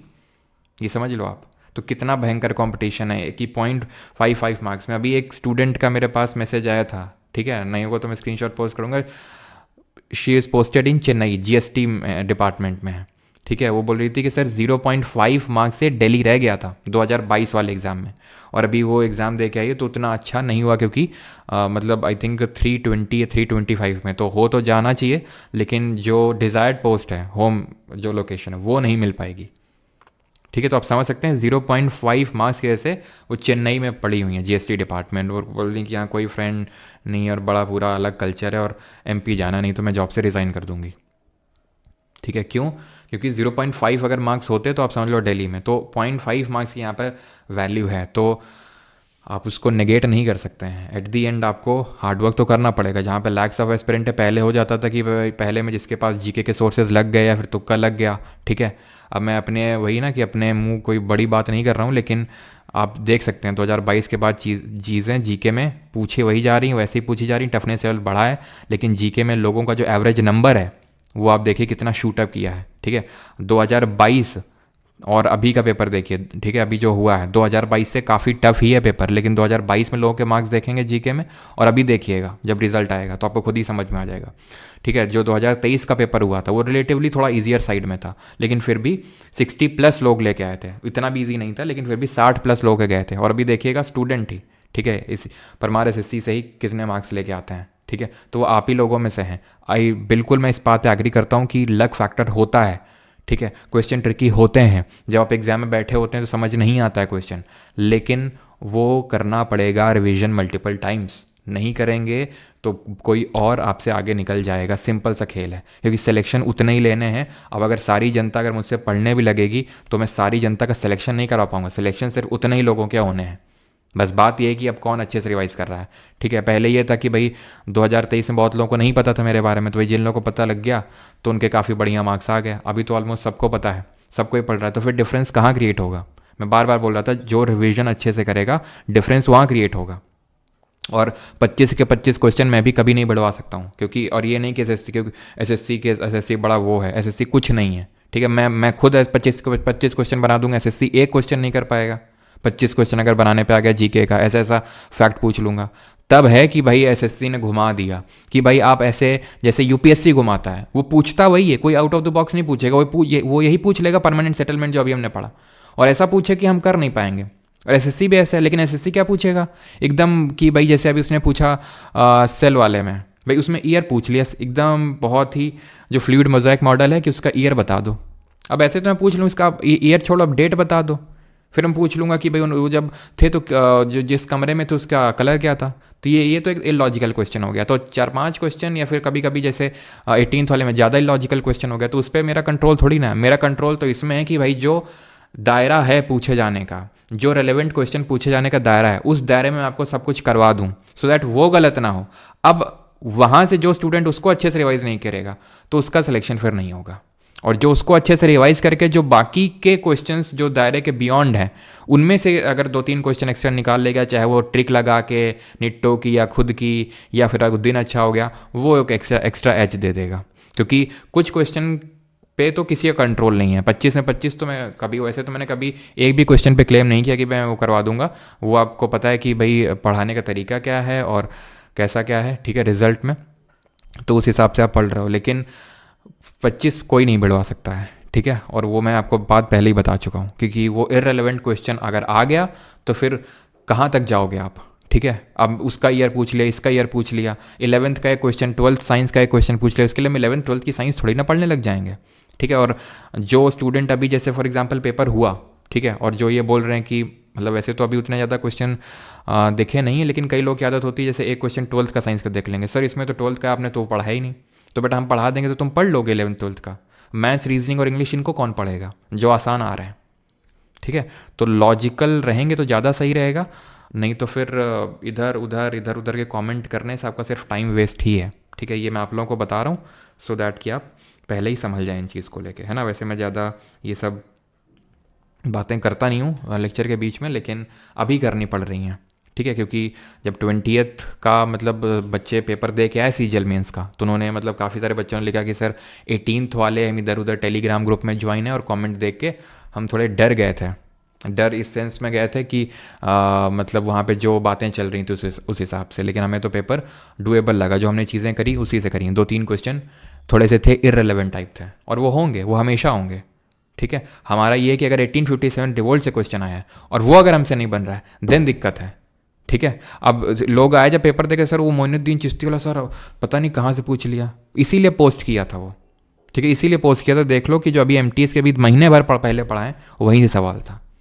सीजीएल का जो हिंदू रेट ऑफ ग्रोथ है, ठीक है, कि भाई हिंदूज का पॉपुलेशन, वो अभी करवाए थे क्वेश्चन जो सीजीएल के टीयर 1 के आए थे, क्वेश्चन वहीं से हैं, ठीक है। लेकिन अगर आप रिवीजन नहीं करेंगे तो वही बोल रहा हूँ कि जो 25 है उनमें से 5 क्वेश्चन इररिलेवेंट, छोड़ दो। अब ये 20 क्वेश्चन में कितना किसी ने रिवाइज किया जो रिलेवेंट हैं, वो डिपेंड करेगा कि आपने रिवीजन कितना किया। चमकम दोराई राजन केस भी हो चुका है, गोलकनाथ भी हो चुका है, केशव नंदा भारती केस 18 में भी सवाल आया, 20 में भी सवाल आया, लेकिन फिर भी अभी तक लोग को श्योरिटी नहीं है कि क्या होगा आंसर। ये है हालत। क्यों? क्योंकि उसको बैच में पढ़ाया है, उसको माइंड मैप पे भी पढ़ाया है, तो फिर दिक्कत कहाँ आ रही है? वो दिक्कत ये है कि जब तक आप खुद से रिवीजन नहीं करेंगे, तो मैं अपनी चाहे चाहे कमर तोड़ लूँ चाहे गर्दन तोड़ लूँ, ठीक है, उससे वो फिर आपका सिलेक्शन नहीं होने वाला। सिलेक्शन होगा, यहीं से निकलेंगे स्टूडेंट, वो आपको जब अभी टॉपर्स का विंटर इंटरव्यू देखेंगे, जब निकलेंगे तो आपको खुद ही समझ में आ जाएगा। लेकिन अगर आप ये वो छींटाकसी में रहेंगे तो आपका टाइम ही वेस्ट है। या तो प्रिपरेशन छोड़ दो, या तो कर रहे हो तो कायदे से कर लो, सिंपल सी बात। ये सारा मुफ्त का ज्ञान ज़्यादा मैं देता हूँ नहीं, ठीक है, क्योंकि मुझे पता है कि ज़्यादा लोगों को अच्छा लगता नहीं है ज्ञान, लेकिन आज दे रहा हूँ बस, ठीक है, क्योंकि बस अलग से तो मैं वीडियो बनाने वाला नहीं हूँ उस पर, क्योंकि अगर मैं बनाऊँगा तो उस पर अगेन वही छींटाकसी आने लगेगी, है ना। तो इसलिए उसमें मुझे पढ़ना नहीं है, अपना मैं काम कर रहा हूँ और वो मुझे पता है कि मैं ईमानदारी से कर रहा हूँ, ठीक है। बाकी तुम्हारी विजडम है, ठीक है, मैं तुम्हें किसी को फोर्स नहीं कर रहा हूँ कि पढ़ो, या मैं क्लेम नहीं कर रहा हूँ कि भाई मेरे सही आएगा। तुम्हें जो बुक लगती है, जहाँ से अच्छा लगता है वहाँ से आप पढ़ो, ठीक है, कोई ऐसा बाउंडेशन नहीं है। मैं बस अपना काम कर रहा हूँ, मुझे पता है कि मैं क्या कर रहा हूँ, और जिनको बिलीफ है तो बिलीफ अगर है तो बस रिवीजन करते जाना जो भी चीज़ें हो रही हैं, ठीक है। तो अब आ जाते हैं कॉजेज ऑफ 1857 रिवोल्ट। तो कैनिंग जो था उस समय वॉइस रॉय था, वो एक एक्ट लाता है जिसको हम बोलते हैं जनरल सर्विस एस्टैब्लिशमेंट एक्ट। इस एक्ट के तहत क्या हुआ कि बंगाल आर्मी, क्योंकि आर्मी में जो ज़्यादातर बंगाली थे, तो उनको बोला गया कि आपको बाहर सर्विस के लिए जाना पड़ सकता है। यानी ओवरसीज़ का मतलब होता है कि बाहर विदेश में आपको समुद्र क्रॉस करके दूसरे देश जाना पड़ सकता है। और तब हिंदू धर्म में क्या होता था कि अगर आपने समुद्र क्रॉस कर लिया, अगर आप विदेश चले गए, तो आपने अपना धर्म का नाश कर लिया, ठीक है। आपने सर उसको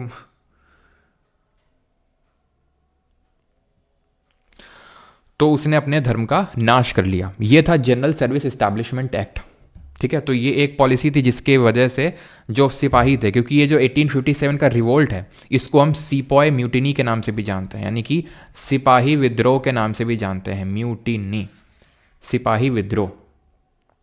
क्यों जानते हैं? बिकॉज सिपाही जो हैं, सिपॉय हैं, उन्होंने इस चीज़ को लेकर रिवोल्ट किया, जिसको हम बोलते हैं 1857 का रिवोल्ट। सिर्फ यही कारण नहीं था, ये कारण था, ठीक है। डलहौजी की डॉक्ट्रिन ऑफ लैप्स, जिसको हम हड़प नीति बोलते हैं, ये भी एक कारण था। तो हम लोगों ने सभी ने पढ़ा है सब्सिडियरी अलायंस, है ना, जो अभी डिस्कस किया था आपने सभी ने, सही बताया था सब्सिडियरी अलायंस के बारे में, कि 1798 में हुआ था। निज़ाम ऑफ हैदराबाद ने सबसे पहले एक्सेप्ट किया था, फिर हमने देखा था कि मैसूर ने 1799 में एक्सेप्ट क्या कर लिया था, वो तो टीपू सुल्तान को हरा के वोडेयर डायनेस्टी को बिठा दिया था।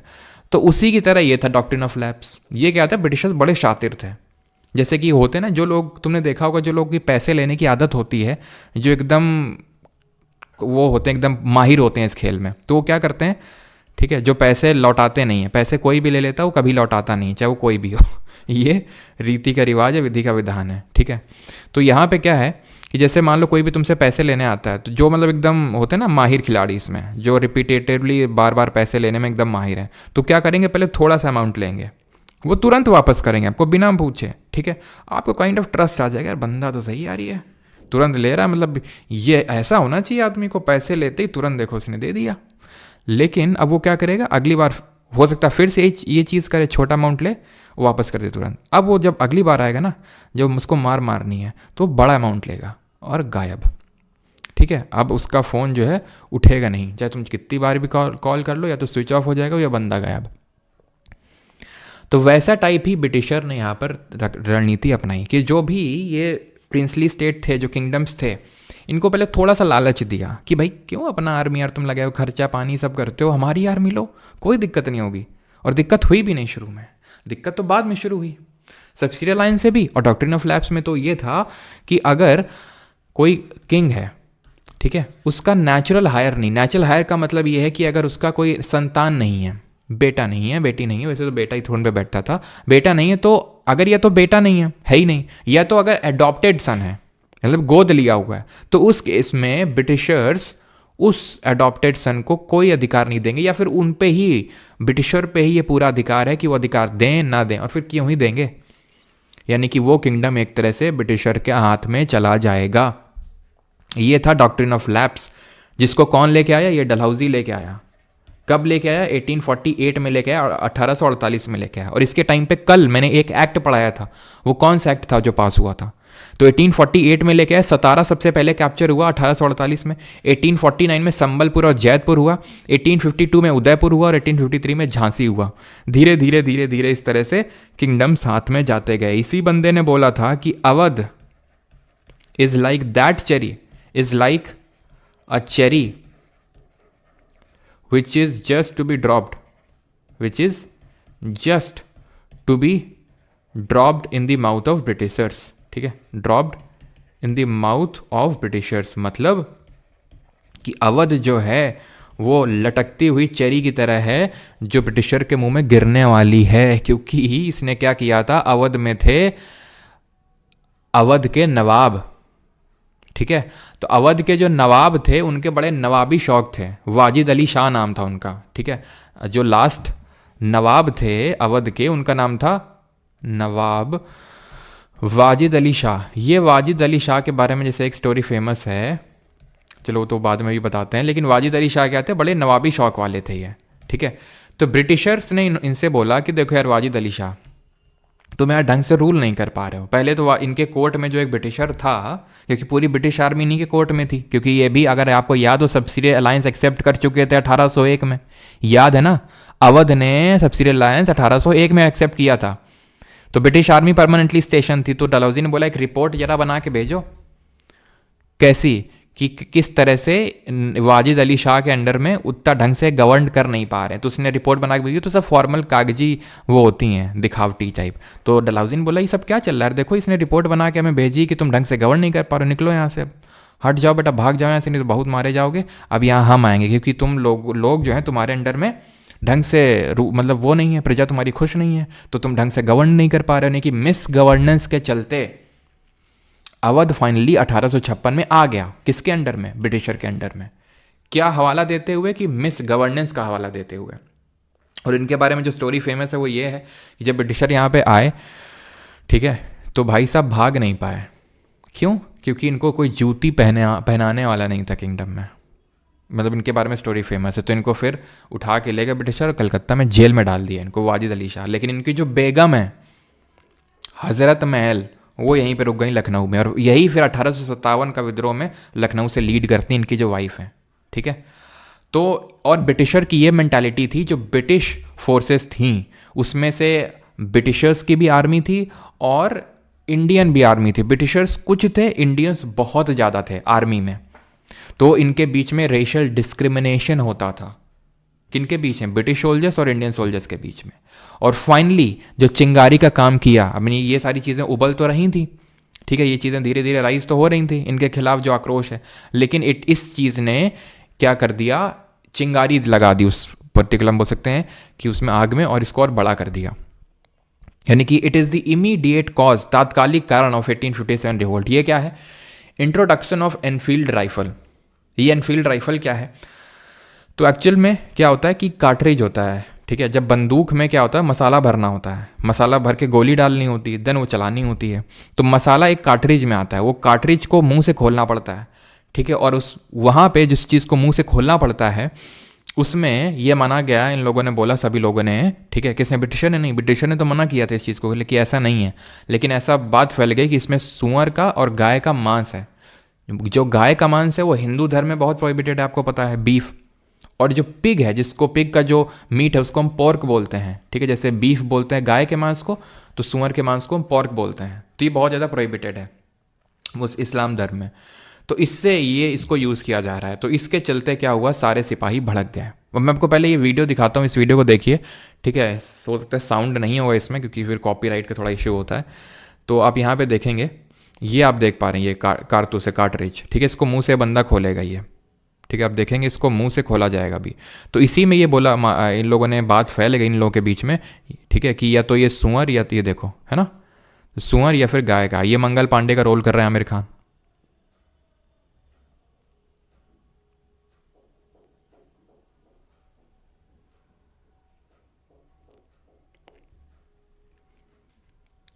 ठीक है, तो आप देख सकते हैं इस तरह से फायर होता है। तो यहाँ पे आपने देखा कि किस तरह से ये वो आप समझ गए होंगे। तो इसी वजह से क्या हुआ कि जो मंगल पांडे थे, ठीक है, तो मंगल पांडे जी गुस्सा हो गए, ठीक है, मंगल पांडे जी गुस्सा हो गए और उन्होंने 34th जो बंगाल नेटिव इन्फेंट्री थी उसकी 34वीं बटालियन से थे मंगल पांडे जी, और उन्होंने अपने ऑफिसर को मार डाला। कब? 29 मार्च को, 29 मार्च को मार डाला। और इसीलिए उनको फांसी हुई 8 अप्रैल को। और जब 8 अप्रैल को उनको फांसी हो गई तो बाकी लोगों में, बाकी सिपाहियों में खबर फैली, और 24 अप्रैल को जो थर्ड नेटिव कैवलरी थी उसने भी, उसके सिपाहियों ने मना कर दिया कि हम जो है इसको यूज़ नहीं करने वाले हैं। ठीक, हम इसको यूज़ नहीं करने वाले हैं। तो इसके चलते 9 मई को इनमें से तकरीबन 90 ऐसे सिपाही थे, 90 से में 85 सिपाहियों को डिसमिस करके 10 साल की जेल में डाल दिया। अब हुआ क्या इससे, और आक्रोशित हो गए जो सिपाही थे, उन्होंने अपने जो साथी सिपाही थे उनको जेल से छुड़ा लिया।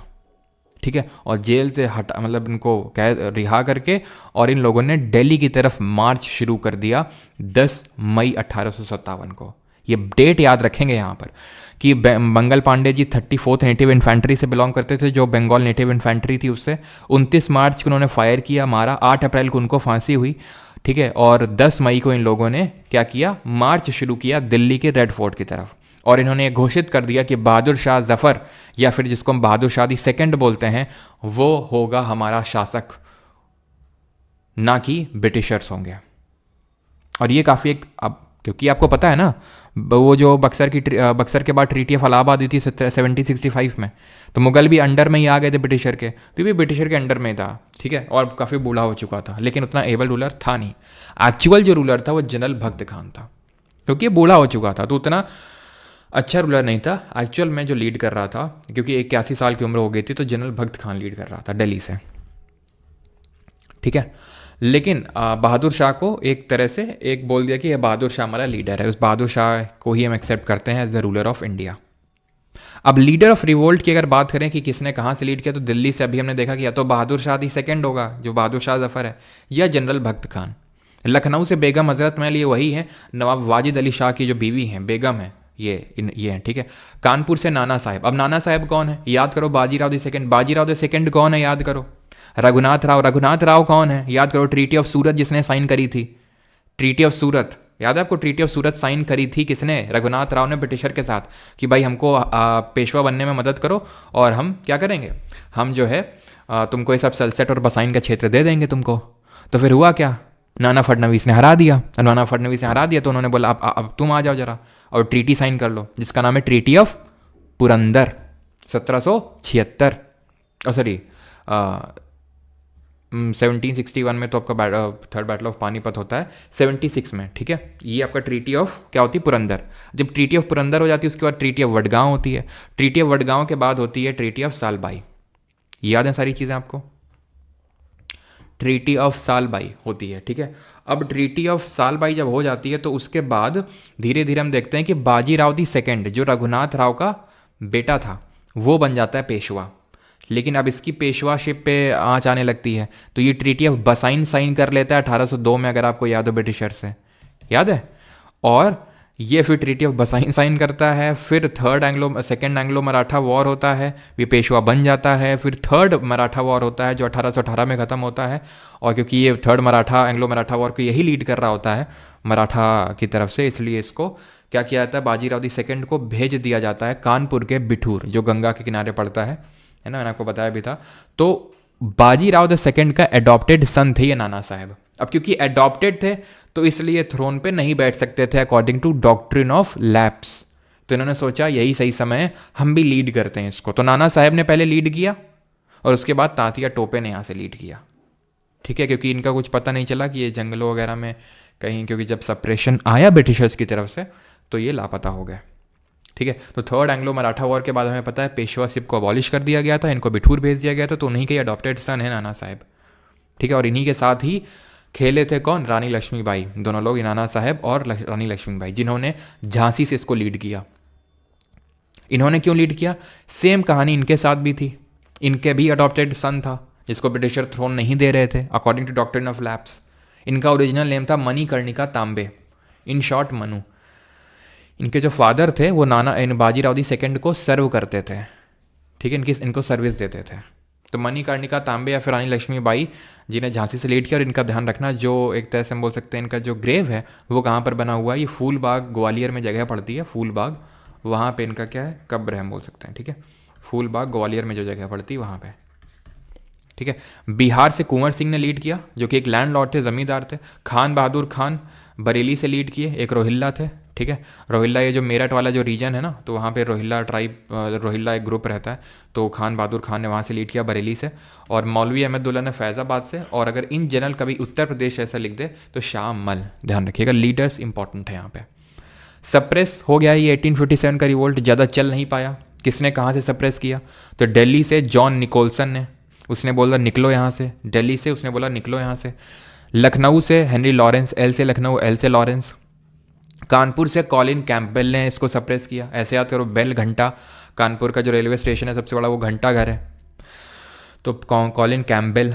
झांसी ह्यू रोज़, ऐसे याद करो कि ह्यू रोज़ ने रोज़ दिया, गुलाब दिया किसको? रानी लक्ष्मीबाई को। और इसने कमेंट भी किया था रानी लक्ष्मीबाई पे कि she was the only man fighting in that 1857 revolt from Jhansi.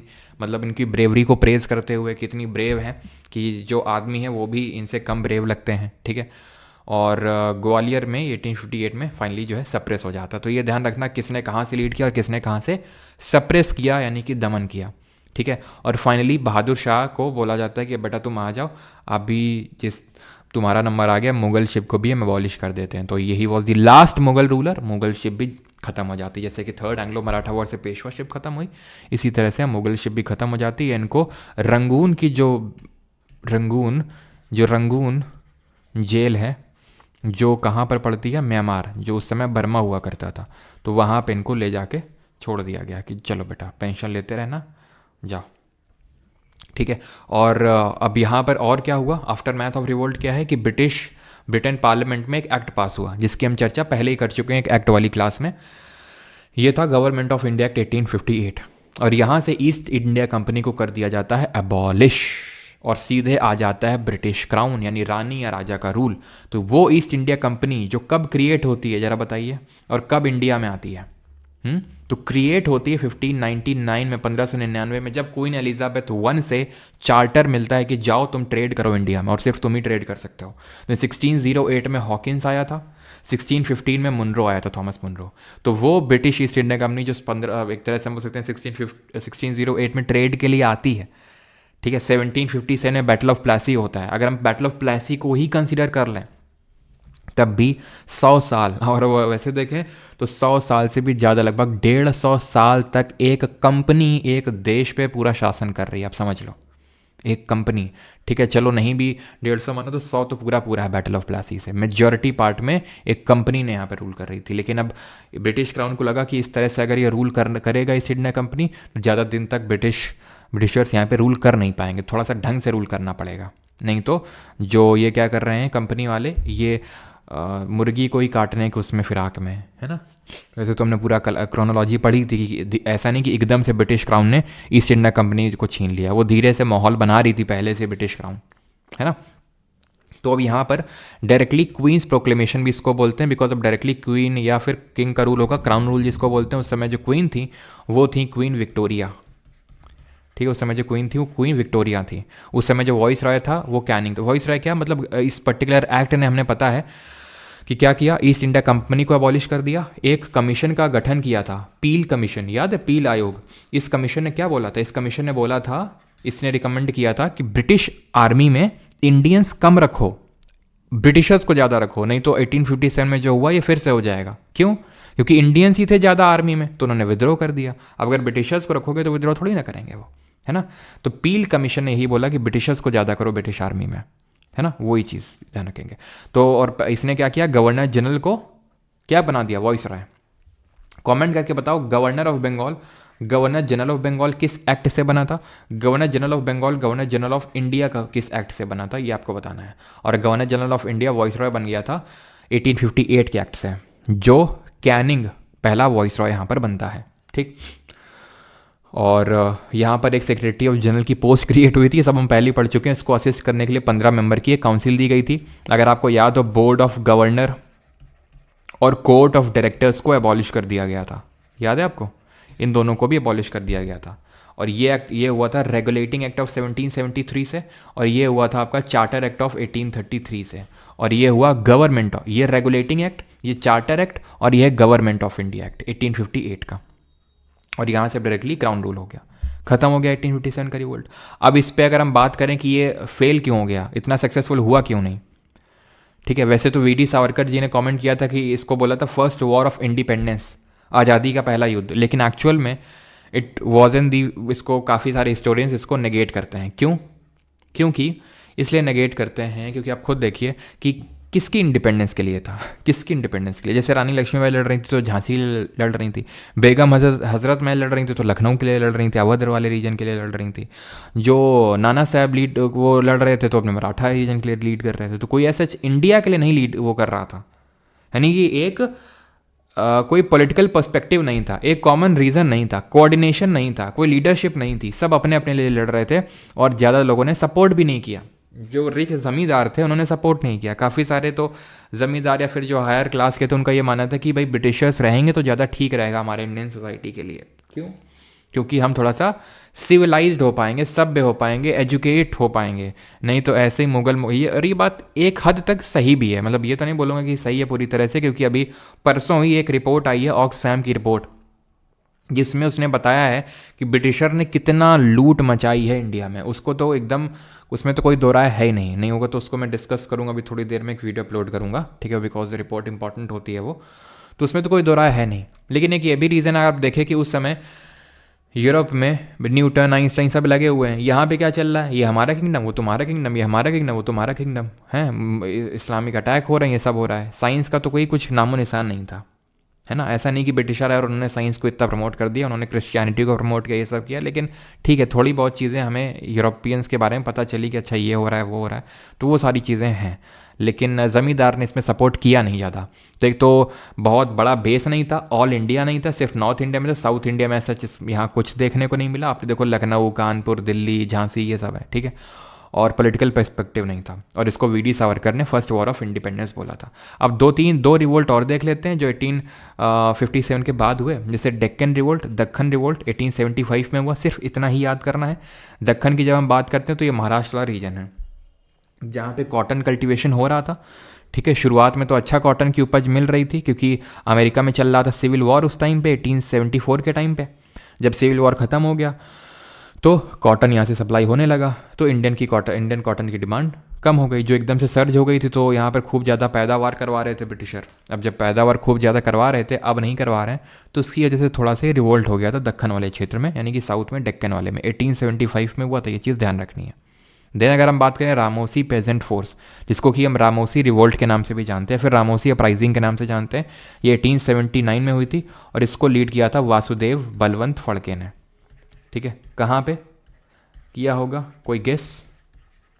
तो फड़के कहाँ की ये कास्ट है, तो मराठी है ना, तो महाराष्ट्र वाले रीजन में इसको लीड किया था वासुदेव बलवंत फड़के ने, रामोसी पेजेंट फोर्स।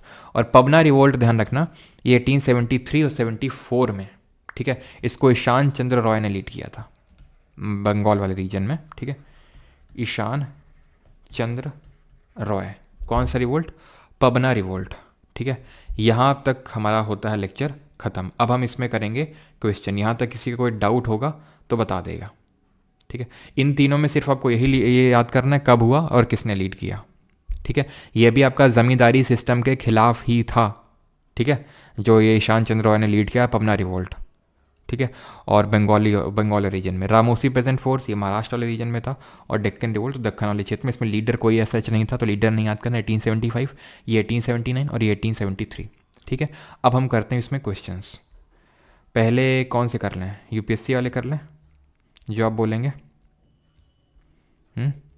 एसएससी के तो आसान ही है, यूपीएससी वाले भी ज़्यादा टफ नहीं लगेंगे आपको। करिए।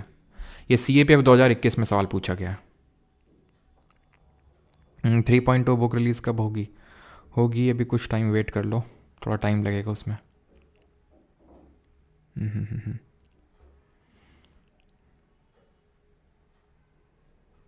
चलो, तो विच of the following pairs is और आर करेक्टली मैच्ड? तो परमानेंट सेटलमेंट कॉर्नवालिस ने लीड किया था, मतलब कॉर्नवालिस लेके आया था। यस, कब लेके आया था कमेंट करेंगे जल्दी से। रैतवाड़ी थॉमस मुनरो और रीड लेके आए थे, और महालवाड़ी को होल्ट मैकेंजी और जो विलियम बेंटिक है, कुछ भी नाम आ सकता है दोनों में से, तो उन्होंने इसको लीड किया था। तो तीनों ही सही है, फिर लाए थे, नॉट लीड किया। तो ऑप्शन नंबर डी।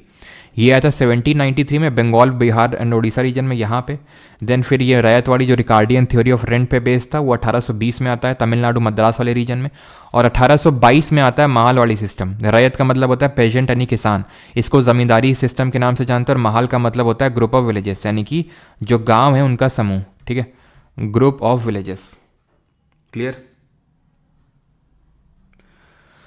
सिर्फ यार नाम का वो है विवेकानंद जी, ठीक है, वॉइस रॉय और गवर्नर जनरल में अगर हम देखें, ठीक है। क्योंकि आप देखो ये कैनिंग ईस्ट इंडिया कंपनी का था गवर्नर जनरल। अब यहाँ पे क्राउन रूल आ गया, तो ऐसा नहीं कैनिंग से बोला कि जाओ तुम, उसी को वॉइस रॉय बना दिया कि बेटा तुम यहाँ पर रुको, अपना वॉइस रॉय, ठीक है, वो सर्व करो। नोट्स लास्ट में अपडेट होंगे। अभी आप प्रिंट निकालना चाहते हो तो निकलवा सकते हो। In which of the following statement with regard to the Ryotwari settlement is not correct? Serious 2021 कौन सा गलत है? पढ़िए स्टेटमेंट को और करिए जल्दी से, ज़्यादा टफ नहीं है, ठीक है। और ये बच्चा मत करो क्वेश्चन से, है ना, बचना भी है और फिर चिल्लाना भी आखिर में है कि आया नहीं ये वो फलाना ढिमका। 2 दिन पढ़ने से अगर सिलेक्शन होने लगते हैं ना, 2023 में तो हो गए थे, 2023 में जिसने कुछ वीडियोस देख ली उसके 4-5 क्वेश्चन एक्स्ट्रा सही हो गए। अब तो वही हर ही कोई देख रहा है, सब कोई देख रहा है, तो सबको ही बातें पता है। अब तो वही कर पाएगा जो एक्स्ट्रा, जो मल्टीपल रिवीजन करके दे पाया है कि नहीं। तो इस वजह से अब नॉर्मल रूप से काम तो नहीं चलेगा। सर रिवीजन कैसे करना चाहिए? एक तो डेली करना चाहिए, जो भी आप पढ़ते हैं 24 आवर्स के अंदर ज़्यादा डिप्लीशन होता है हमारी मेमोरी का, तो एक तो वो करना चाहिए। प्लस जो सैटरडे संडे का है उसमें आप पूरा जितना हुआ है पूरे वीक में उसको आपको रिवाइज करना है, ठीक है। In southern and western India the ryotwari system was adopted, सही है। अगर आपको याद हो सदर्न इंडिया में तो आया था ये, ठीक है, रैयतवाड़ी जो मद्रास वाला रीजन है। वो बात तो सही है, सिलेक्टेड वाले देते हैं, बहुत सारे सिलेक्टेड वाले देते हैं, इसी वजह से कॉम्पिटिशन टफ है बहुत। Ryotwari was in principle a direct contact between the रैयत एंड द स्टेट। तो रैयत के साथ डायरेक्ट कॉन्टैक्ट था, सही है ना, तभी तो रैयतवाड़ी बोलते हैं। It means a tax collected valid for usually 30 साल के लिए वैलिड रहता था। In principle it strengthened the former elite the जमींदार एंड वीकेंड द पेजेंट्री। भैया जमींदार का तो रोल ही खत्म हो गया था, तो ज़मींदार कहाँ से स्ट्रेंथन हो जाएगा? ज़मींदार तो उसमें स्ट्रेंथन था परमानेंट सेटलमेंट वाले में, तो ये गलत हो जाएगा। इसमें यूजुअली 30 साल का कॉन्ट्रैक्ट वैलिड होता था। विच of the following statement about the सन्यासी एंड फकीर डिस्टर्बेंसेज रेबेलियंस आर करेक्ट? बताओ। Governor general Warren Hastings faced the persistent sannyasi and fakir disturbances in Bengal and Bihar. There were a number of Shaivite Naga sannyasi who formed into armed bands.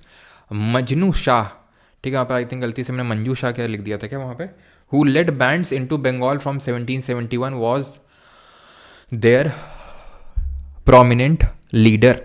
तो पहले statement पे आते हैं, ये वाला तो सही है, हमें पता है मजनू शाह ने लीड किया था। वॉरेन हेस्टिंग की बात करते हैं, तो वॉरेन हेस्टिंग अगर आपको याद हो तो 1765 में डुअल गवर्नमेंट बंगाल में कौन लेके आया था? Robert Clive. इसको ख़त्म किसने किया था 1772 में? Warren Hasting. तो 1770s की बात ही हो रही है, तो वॉरेन हेस्टिंग ही होगा, उसी ने सप्रेस किया होगा, ठीक है। तो पहला और तीसरा सही है, और दूसरे में भी ऐसा कोई, अब अगेन अभिषेक जी यहाँ पर नहीं आ जाएंगे कि सर ये कैसे बोल सकते हैं आप, यहाँ पर ठीक है, आपको आपने अगर पढ़ा है तो अच्छी बात है, नहीं पढ़ा तो फिर कैसे क्वेश्चन करोगे? There were a number of Shaivite. अरे भाई सन्यासी के बारे में मैंने बताया ना वो कौन है, ठीक है। तो there were a number of Shaivite Naga sannyasi who formed into armed bands. तो ऐसे डेटा फैक्ट है, फिर कोई कीवर्ड नहीं है, तो इसलिए हम इसको सही मान सकते हैं। लेकिन अगर तुम नहीं ऐसे कैसे मान सकते हो, तो आप इसको क्वेश्चन को स्किप कर सकते हैं फिर, ठीक है।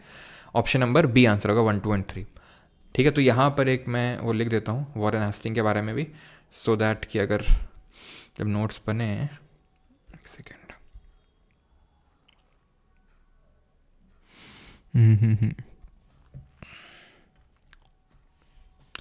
तो मजनू शाह होगा, ठीक है। और वॉरेन हेस्टिंग के बारे में ध्यान रखेंगे यहाँ पे, ठीक है, वॉरेन हेस्टिंग्स। चलो तो अब यहाँ पे आ जाते हैं। तो दामिने को is essentially associated with which of the following tribes of India? किस ट्राइब से एसोसिएटेड है? लुशाई से, खासी से, टोडा से, या फिर संथाल से? बताओ। ये आसान है, ठीक है, किया था हमने दामिने को डिमार्केट कर दिया गया था। कब कर दिया गया था? 1832 में।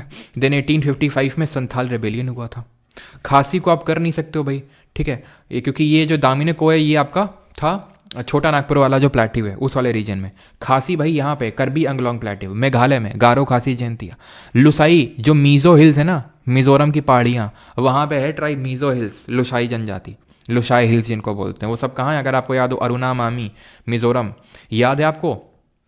पटकाई बम, देन आपकी Naga Hills, Manipur hills, Mizoram hills, इस तरह से थी वो, जिनको हम पूर्वांचल हिल के नाम से जानते हैं, जो हिमालय का एक्सटेंशन है, इनको पूर्वांचल हिल के नाम से जानते हैं। Patkai Bum, Naga Hills, Manipur Hills, Mizo Hills, ये सब क्या हैं? ये सब आपकी पूर्वांचल की पहाड़ियाँ हैं। ये किसका, ये इस प्लेट्यू को क्या बोलते हैं? जहाँ पे गारो खासी जयंतिया की पहाड़ियाँ आती हैं, इसको किस प्लेट्यू के नाम से जानते हैं?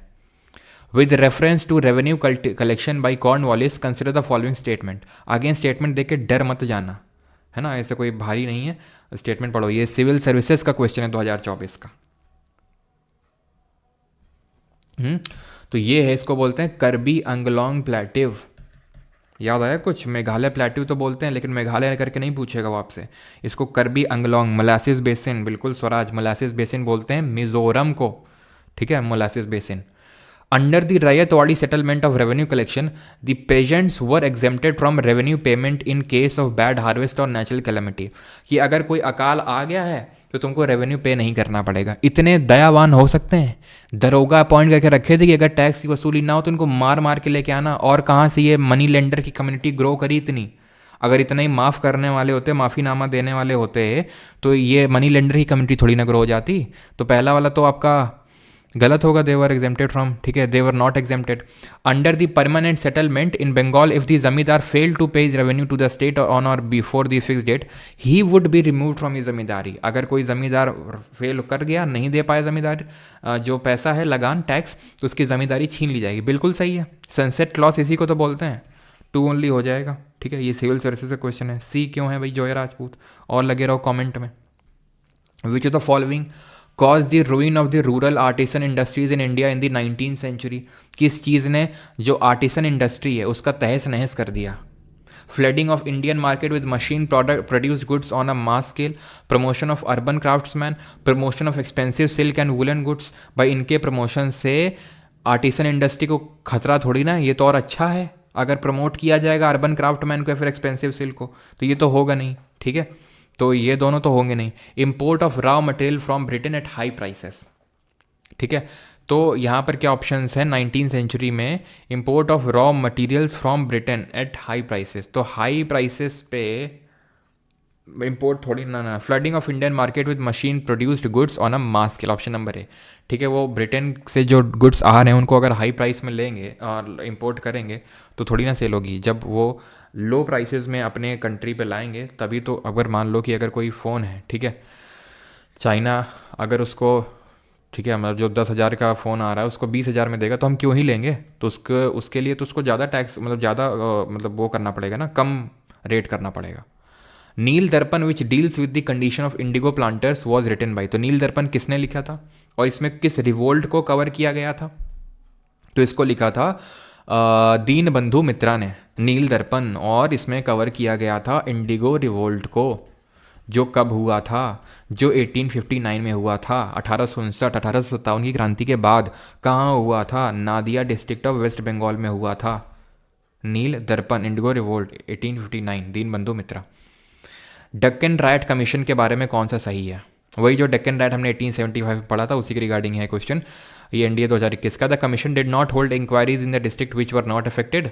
The commission did record the statement of ryot, sahukar और आई विटनेसेस। तो वहाँ पर इंक्वायरी होल्ड नहीं करी जो डिस्ट्रिक्ट अफेक्ट नहीं हुए थे, रैयत इनके सब के रिकॉर्ड किए गए थे स्टेटमेंट। दोनों ही सही होंगे यहाँ पे। Option number C both 1 and 2। आखिरी क्वेश्चन करेंगे, आई थिंक आखिरी है। In which of the NDA 2021, आप ही दामिने को वाला क्वेश्चन देखो किया था, ये सीआईएसएफ असिस्टेंट कमांडेंट के पेपर में पूछा गया, और ये आपका NDA 2021। In which of the following year did the British demarcate a land large area of land, तो वो भी हमने देखा था। कब डीमार्केट किया था? 1832 में, और वो जाके देन 1855 तक संथाल रेबिलियन हुआ था। और संथाल रेबिलियन को किसने लीड किया था? किसने लीड किया था? सिद्धू मुर्मू और कन्हू मुर्मू, जो 2 भाई थे उन्होंने। इश्तिहार के बारे में क्या सही है जो रिवोल्ट ऑफ 1857, ये मैं निट्टो में करवाता हूँ इस सवाल को कि इश्तिहार जो है इसके बारे में कौन सा स्टेटमेंट सही है जो 1857 की क्रांति के समय इसको रिलीज़ किया गया था। इन्होंने मुस्लिम रूल को ग्लोरीफाई किया इंडिया में, इन्होंने इस्लाम के मैसेज को ग्लोरीफाई किया इंडिया में, इन्होंने ग्लोरीफाई किया coexistence of different communities under the Mughal empire and they glorified the role of Queen Victoria. तो आप देखिए ये दोनों ऑप्शन सेम चीज़ बोल रहे हैं कि मुस्लिम रूल और इस्लाम रूल, ठीक है। तो ये दोनों तो होंगे नहीं बिकॉज एक क्वेश्चन के दो आंसर तो हो नहीं सकते हैं, ठीक है। They glorified the role of Queen Victoria. 1857 की क्रांति अगर आप देखें तो उसमें क्या हिंदू मुस्लिम था क्या? उसमें था कि भाई हिंदू भी नाराज़ थे वो गाय के मांस की वजह से और मुस्लिम भी नाराज़ थे सुअर के मांस की वजह से, पोर्क की वजह से। तो यहाँ पे काइंड ऑफ यूनिटी थी। तो इस समय इश्तिहार लाए गए जो किसकी बात कर रहे थे, किस चीज़ को ग्लोरीफाई कर रहे थे, different communities under Mughal empire, क्योंकि उन्होंने बोला था मुगल सुजरैनिटी को एक्सेप्ट करेंगे, हम बहादुर शाह जफ़र को अपना लीडर मानते हैं, अपना नेता मानते हैं, ब्रिटिशर्स को नहीं। तो उस टाइम पे ये इश्तिहार चलाए गए थे कि हम इस चीज़ को ग्लोरीफाई करने के लिए कि डिफरेंट कम्युनिटीज़ मुगल रूल के अंडर रहेंगी, मुगल एम्पायर के अंडर। एंड आखिरी क्वेश्चन ये है, that is which of the following propositions from the book history of British India by James mill is correct. तो ये किताब है जो 1817 में लिखी गई थी जेम्स मिल के द्वारा, ठीक है। टोटल 3 वॉल्यूम्स में किताब डिवाइडेड है और हैरानी की बात तो ये है कि ये इंडिया के बारे में किताब है, ठीक है। और इसको 3 पीरियड में डिवाइड किया गया है, ठीक है। 3 वॉल्यूम्स जो है 3 पीरियड्स में डिवाइडेड है। वो 3 पीरियड कौन से एक पीरियड है? तो एक पीरियड तो है इसमें हिंदू पीरियड, ठीक है, मुस्लिम पीरियड और एक ब्रिटिश पीरियड। ऐसा क्रिश्चियन पीरियड करके कोई पीरियड नहीं है इसमें। हिंदू, मुस्लिम और ब्रिटिश 3 पीरियड में डिवाइडेड है 1857। और हैरानी की बात यह है कि जिस जेम्स मिल ने हिस्ट्री लिख डाली पूरी ब्रिटिश इंडिया के, उसने आज तक कभी इंडिया विजिट ही नहीं किया। मतलब कभी इसने विजिट गया नहीं इंडिया में, आया नहीं कभी इंडिया में, ठीक है। और इसने हिस्ट्री लिख डाली पूरी ब्रिटिश इंडिया की। So which of the following propositions from this correct? The tax payable by the zamindar should not be more than 30% of the total produce. The right of cultivator should be protected by the state. The state should remain as the landlord and that each peasant should hold land directly from the state as its tenant, ठीक है। Sufficient advances should be given to the peasants so that they are encouraged to cultivate cash crop. The tax payable of the zamindar should not be more than 30%. ठीक है। तो कहीं ना कहीं यहाँ पर अगर हम देखें चारों स्टेटमेंट पे तो एक चीज़ हम पाएंगे एंड दैट इज़ कि जो दूसरा, तीसरा और चौथा स्टेटमेंट है ये ना कहीं रैयतवाड़ी के बारे में हमें समझ में आ रहा है। The right of cultivators should be protected by the state. The state should remain as the landlord and that each peasant should hold land directly from the state और sufficient advances should be given. तो ये कहीं ना कहीं हमें रैयतवाड़ी के बारे में बता रहे हैं, लेकिन यहाँ पर पूछ रहा है एक सेकेंड कौन सा सही है इसमें से? द टैक्स पेबल, यानी कि 3 स्टेटमेंट गलत है। The tax payable by the zamindar should not be more than 30% of the total produce as such, तो इसमें बात नहीं थी। Right of cultivator should be protected by the state. The state should remain as the landlord and that okay. Zamindar की अगर यहाँ पर बात है तो ज़मींदार थे लैंड ओनर्स, ठीक है, लैंड लॉर्ड्स, ना कि स्टेट था लैंड लॉर्ड, ठीक है। Should remain as the landlord. Sufficient advances should be given to the peasant so that they are encourage to cultivate cash crop. Indigo जो थी हमारी वो कैश क्रॉप ही थी, एडवांस दिया गया था उसमें, लेकिन ये 1817 में लिखी गई इंडिगो रिवोल्ट तो हमारा तब हुआ था और ये भी सही नहीं होगा, ठीक है। The right of the cultivator should be protected by the state. मेरे हिसाब से ऑप्शन नंबर बी सही आंसर होना चाहिए। बाकी एक बार मैं इसको और चेक करूँगा आंसर की से, अगर इसकी आंसर की आई होगी तो, क्योंकि ये 2024 का एग्ज़ाम है, देखना पड़ेगा। अगर आंसर की आई है तो CDS की तो आ गई है अभी, ठीक है। तो ऑप्शन नंबर बी आंसर होना चाहिए। बाकी जेम्स मिल ने क्या लिखा था अपनी किताब पे वो थोड़ा सा देखने वाली बात है, क्योंकि कई सारी चीज़ें हैं जो जेम्स मिल ने अपनी किताब में गलत लिख रखी हैं। जिस तरह से इंडिका में मेगास्थनीज ने गलत लिख रखी हैं, है ना। उसने बोला था कि 7 कास्ट में डिवाइडेड है इंडियन सोसाइटी, जबकि 4 कास्ट में डिवाइडेड है। Which kingdom was describe by governor general Dalhousie as a cherry that will drop into our mouth one day. तो हमारे माउथ में बस गिरने वाली है। CDS 2024 बड़ा आसान क्वेश्चन है। अवध जो गिर भी गई थी 1857 में 1856 में पूरी तरह से कब्जे में आ गया था। 1801 में सब्सिडी साइन किया था और 1856 में पूरी तरह से आ गया था, ठीक है। डॉक्ट्रिन ऑफ लैप्स किसने इंट्रोड्यूस किया? बड़ा आसान सा क्वेश्चन है। हड़प नीति जिसको बोलते हैं, कौन लेके आया था? डलहौजी। कब लेके आया था? 1848 1848 में लेके आया था, ठीक है। सतारा, संबलपुर, जैतपुर, उदयपुर, झांसी। सतारा, ठीक है, संबलपुर, जैतपुर 1849, उदयपुर 1852 और जो आपका झांसी है वो 1853। ठीक है, 13 का D, yes.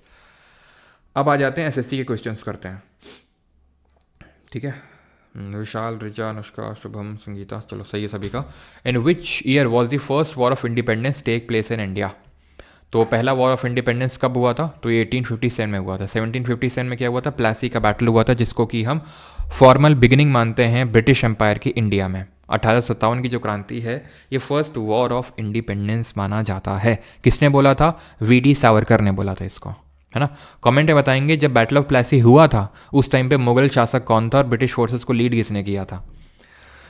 The revolt of 1857 started in may from which of the following cantonment in India? तो कब स्टार्ट हुआ था? तो पूरा हमें क्रोनोलॉजी पता होना चाहिए। 29 मार्च को फायर करा था मंगल पांडे ने, 8 अप्रैल को फांसी हो गई थी और 10 मई को इन लोगों ने मार्च शुरू किया था दिल्ली की तरफ। तो शुरू कहाँ से हुआ था? मेरठ से शुरू हुआ था ये, ठीक है। और कौन था मुगल शासक? शाह आलम सेकंड नहीं था, आलमगीर था। आलमगीर सेकंड। शुजाउद्दौला, सिराजुद्दौला लिख रहे हो सब, हैं। शाह आलम 2 लिख रहे हो, किसी ने नहीं लिखा Alamgir the second. Shujauddaula, Shah Alam second battle of Buxar में था भाई, ठीक है, बैटल ऑफ बक्सर में था। आलमगीर दी सेकंड था और रॉबर्ट क्लाइव ने ब्रिटिश फोर्सेस को लीड किया था। अब देख लो, अब ये सवाल आ जाता तो ये बोलते पढ़ाया नहीं है, हैं बस। और जबकि इतनी बार हम लोगों ने रिपीटेटिवली, तो इसीलिए अब मैं रिपीट कर रहा हूँ चीज़ें, सो दैट तुम्हारे दिमाग में घुसती जाएँ, है ना। With reference to Sepoy Mutiny of 1857, on which of the following dates did the soldiers at Meerut start their journey to Delhi? तो कब सोल्जर्स ने यहाँ पर अपनी जर्नी शुरू करी थी मेरठ से दिल्ली की तरफ? तो ये 10 मई को शुरू किया गया था, 11 मई को ये पहुंचे थे Red fort.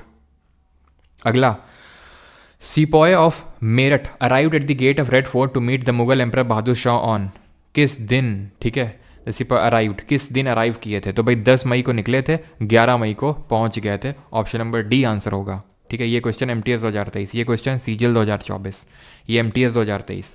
Who among the following leaders led the revolt of 1887 in Bihar? Bihar में किसने लीड किया?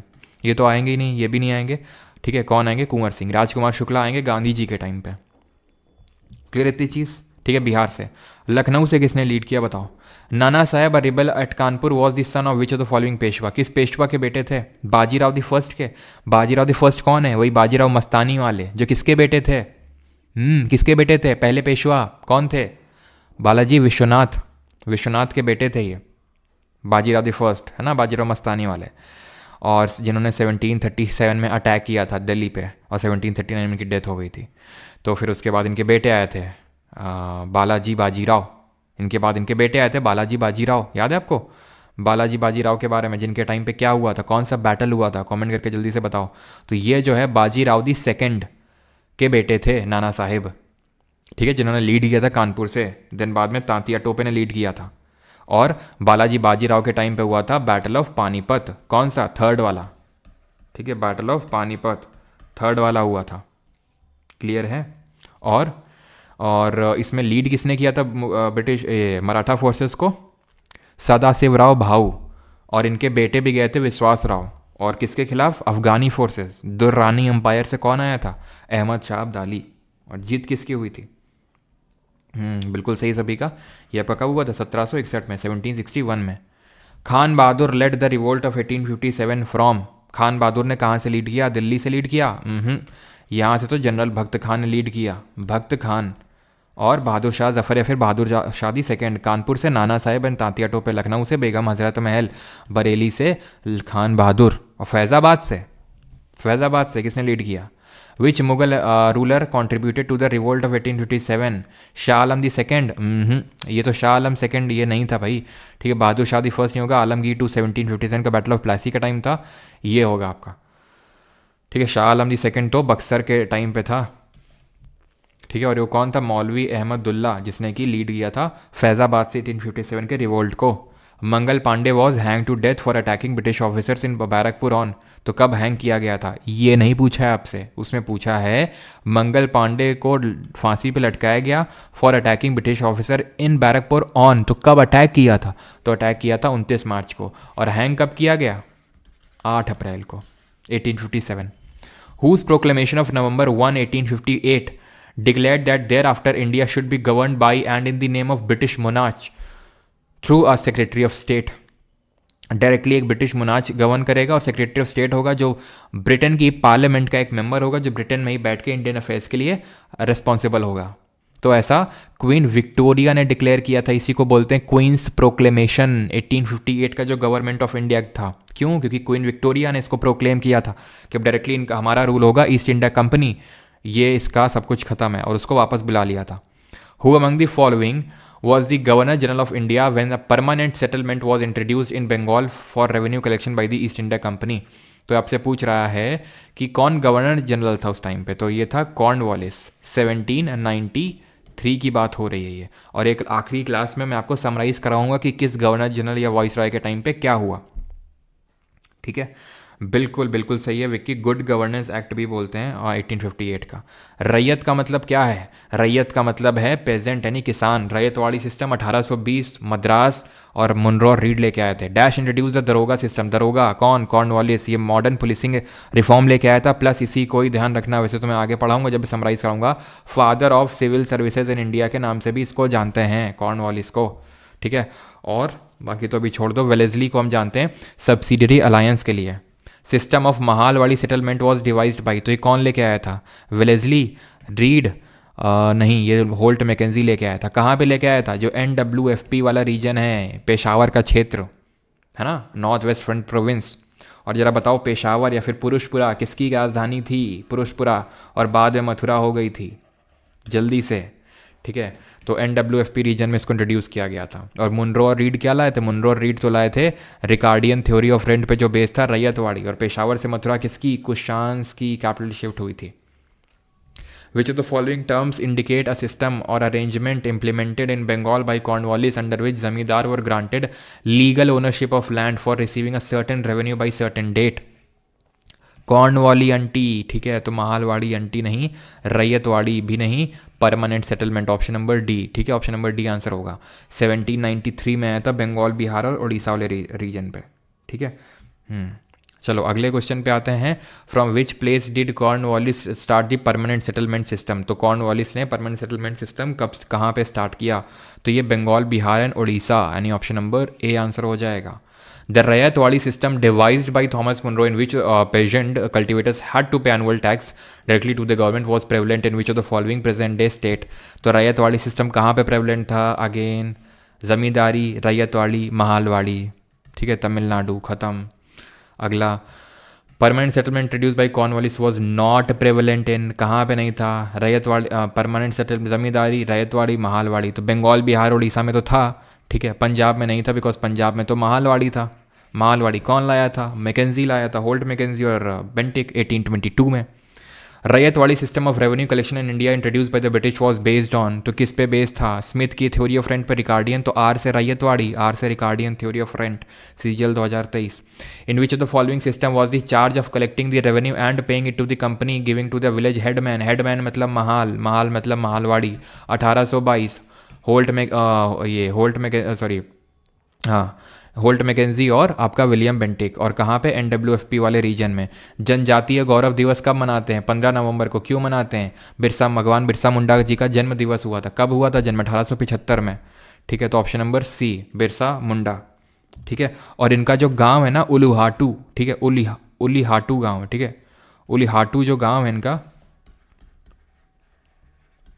जो विलेज है, यहाँ पे अभी PM मोदी विजिट भी किए थे, तो इसको भी याद कर लेना क्योंकि पहले प्रधानमंत्री बन गए।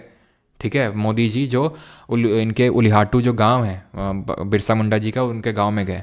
कन्हू और सिद्धू ने क्या लीड किया था? कन्हू मुर्मू, सिद्धू मुर्मू। द्रौपदी मुर्मू किस ट्राइब से हैं? संथाल ट्राइब से। 1855 में। दामिने को याद करना है, दामिने को याद करना है। और जब मुंडा रिवोल्ट की बात करते हैं तो ये कब हुआ? 1899 के टाइम पे आपको ये डेट याद करनी है। 1875 से 1900 के बीच में बिरसा मुंडा ने लीड किया। किसके खिलाफ था? दीकुओं के खिलाफ था। इसको हम उलगुलान अपराइजिंग के नाम से भी जानते हैं। दीकुओं के खिलाफ था और खुंटकट्टी सिस्टम को रिस्टोर करना चाहते थे वो। ठीक है, famous indigo revolt in Bengal किसने लीड किया? इंडिगो रिवोल्ट 1859 का, 1859 का। ठीक है, इंडिगो रिवोल्ट, जिसको कि नील दर्पण में कवर किया किसने? आंसर होगा विष्णु चंद्र बिश्वास और दिगंबर विश्वास, विष्णु विश्वास और दिगंबर विश्वास। इसको कवर किया नील दर्पण, अपने टेक्स्ट नील दर्पण में दीन बंधु मित्रा ने। और सन्यासी रेबेलियन को किसने कवर किया था? इस एमसीक्यू अलग से टेस्ट सीरीज लगा दो प्लीज़ ऐप पर कमल जी। एप्लीकेशन पे हर एक सब्जेक्ट की हर एक चैप्टर में क्विज़ पड़ी रहती है साइड में, तो वहाँ से आप उसको कर सकते हैं, ठीक है। इसीलिए मैं इस क्विज़ को वहाँ पर भी डलवा देता हूँ। जो लोग पेड बैच में उन लोगों को पता है, इसकी पूरी क्विज़ के फॉर्मेट में आपकी आ जाती है वहाँ पे, ठीक है। तो वीर सुरेंद्र साई, आप रिवाइज तो करो, सब कुछ कर रखा है आपके लिए। वीर सुरेंद्र साई ये कहाँ से थे फ्रीडम फाइटर? नागालैंड, सिक्किम, तेलंगाना, फिर उड़ीसा। तो ऑप्शन नंबर डी, ठीक है, सॉरी तेलंगाना रीजन से होंगे, ठीक है। Option number C. As a result which act did Queen Victoria who was the monarch of Britain? तो कौन सा एक्ट था? गवर्नमेंट ऑफ इंडिया एक्ट 1858, जिसको गुड गवर्नेंस एक्ट बोलते हैं। परमानेंट सेटलमेंट कब आया था? कर सकते हैं, ठीक है।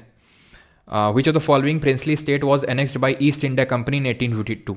1852 में किसको एनेक्स किया गया था डॉक्ट्रिन ऑफ लैप्स के तहत? बिल्कुल सही, अतुल केसरा, बंकिम चंद्र चैटर्जी।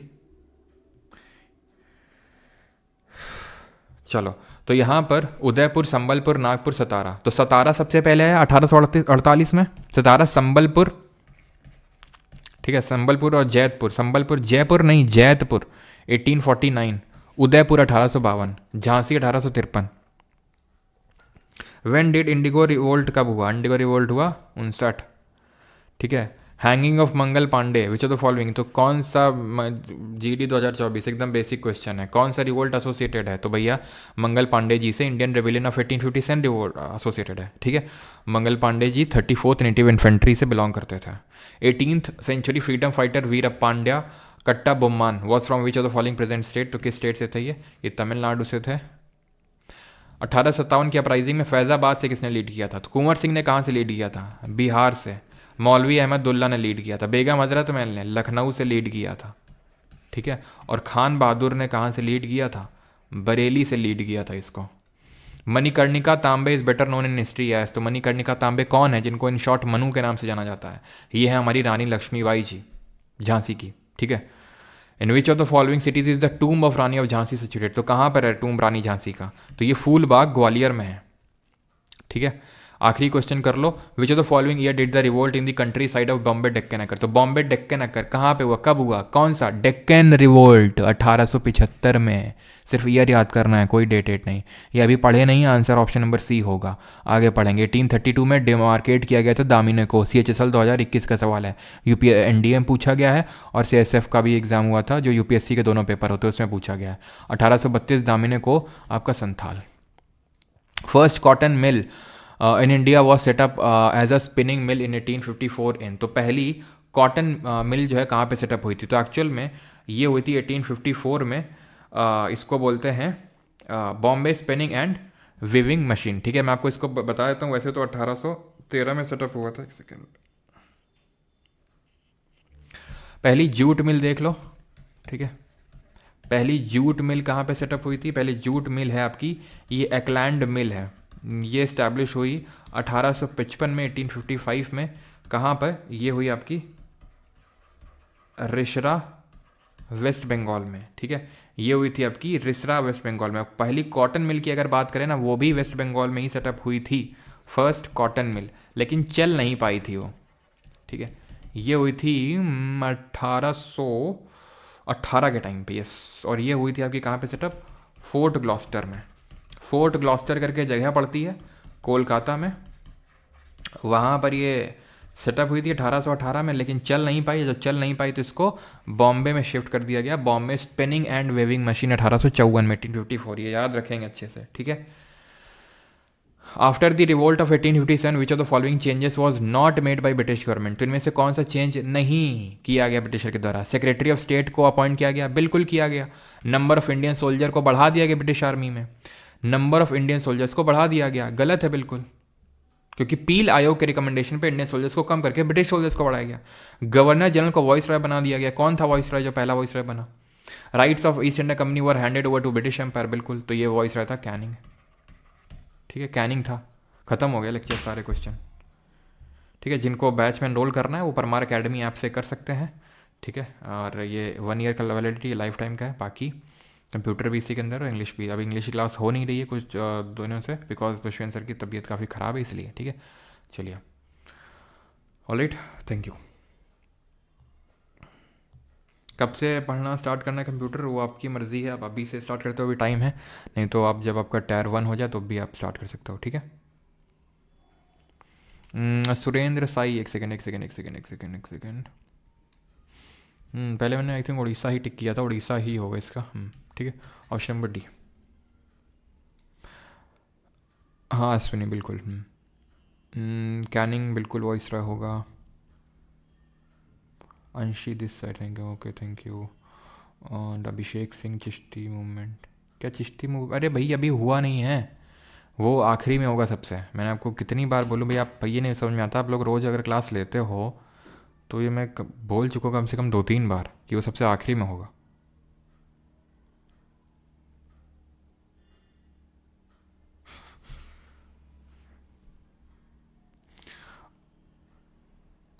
सर सीआरपीएफ में सब इंस्पेक्टर हूँ। आपकी भी की सीरीज़ देख चुका हूँ और एफआर भी देख रहा हूँ, कोर्स लेना चाहिए। ले सकते हैं तो ज़्यादा सही रहेगा, क्योंकि कोर्स में सारी चीज़ें कवर होती हैं। ठीक है, सारी मतलब स्क्रैच से सारी चीज़ें। तो अभी तो मैं कोर्स रिकमेंड करूँगा, जिस हिसाब से चीज़ें आ रही हैं तो मैं कोर्स रिकमेंड करूँगा कि भाई सारी चीज़ें एक बार में आप कवर कर लेंगे। लेकिन आई अगेन रिपीट, कोई गारंटी मत मेरे साइड से एक्सेप्ट वो करना। ठीक है, पढ़ाने का तरीका जानते हो। ठीक है, और बाकी रिजल्ट तो तुम्हें पता ही है, 2023 का 2024 का भी आ जाएगा, तो वो देख लेना। बाकी मैं अपने साइड से कोई गारंटी नहीं ले रहा हूँ, अपनी साइड से ईमानदारी से पढ़ा रहा हूँ, वो तो आप देख रहा हूँ। ठीक है, फिर आपकी मर्ज़ी है। बाकी मेरे हिसाब से तो बैच ही एडवाइजेबल रहेगा आपके लिए, है ना। डीजे धूम मचा ले मतलब। अनुज, जो PYQ सीरीज़ पार्ट 5 ये स्टार्ट होगी जब हम लोग का ये बैच ख़त्म हो जाएगा, तो रिवीजन के लिए हम ख़त्म करेंगे। यस यस यस, आनंद ने देखो सही बताया, ये है आनंद। आनंद एकदम आनंद देने वाला कमेंट करता है अपना। मौलवी अहमदुल्ला को डंका शाह के नाम से भी जाना जाता है। यस, ठीक है, डंकापति। डंकापति इसको बोला जाता है आज के समय, है मौलवी अहमदुल्ला, तो इसको डंका शाह के नाम से जानते हैं। बिल्कुल।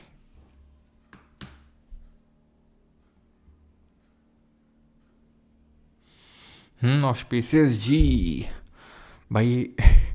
अब ना मैं काफ़ी कुछ नहीं बोलूँगा, मैं जैसा पढ़ा रहा हूँ आप देख लो, बाकी आपकी मर्ज़ी।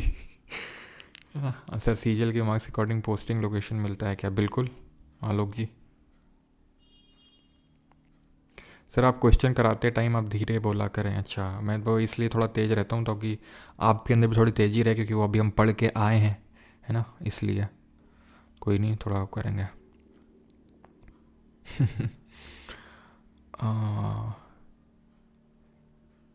यश गौतम डिलीट कर दिया है भी, अच्छा।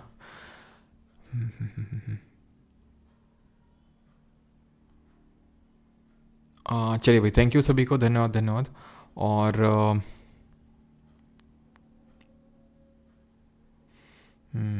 थैंक यू सभी को।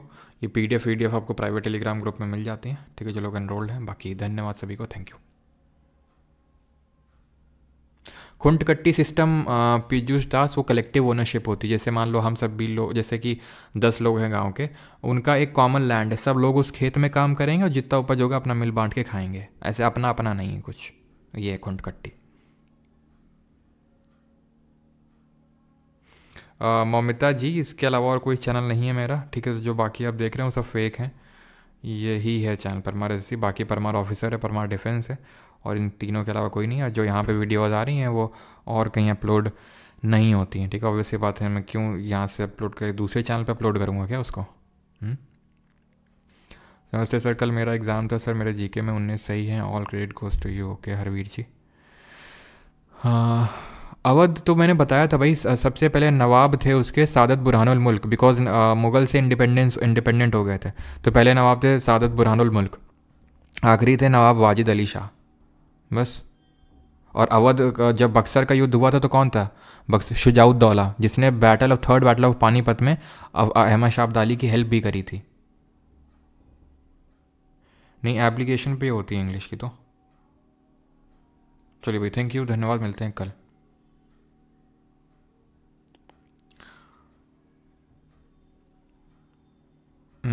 वी के आशीष जी, उसको भी हम करवा देंगे फिर, ठीक है, अगर ऐसा है तो। ठीक है, थैंक यू।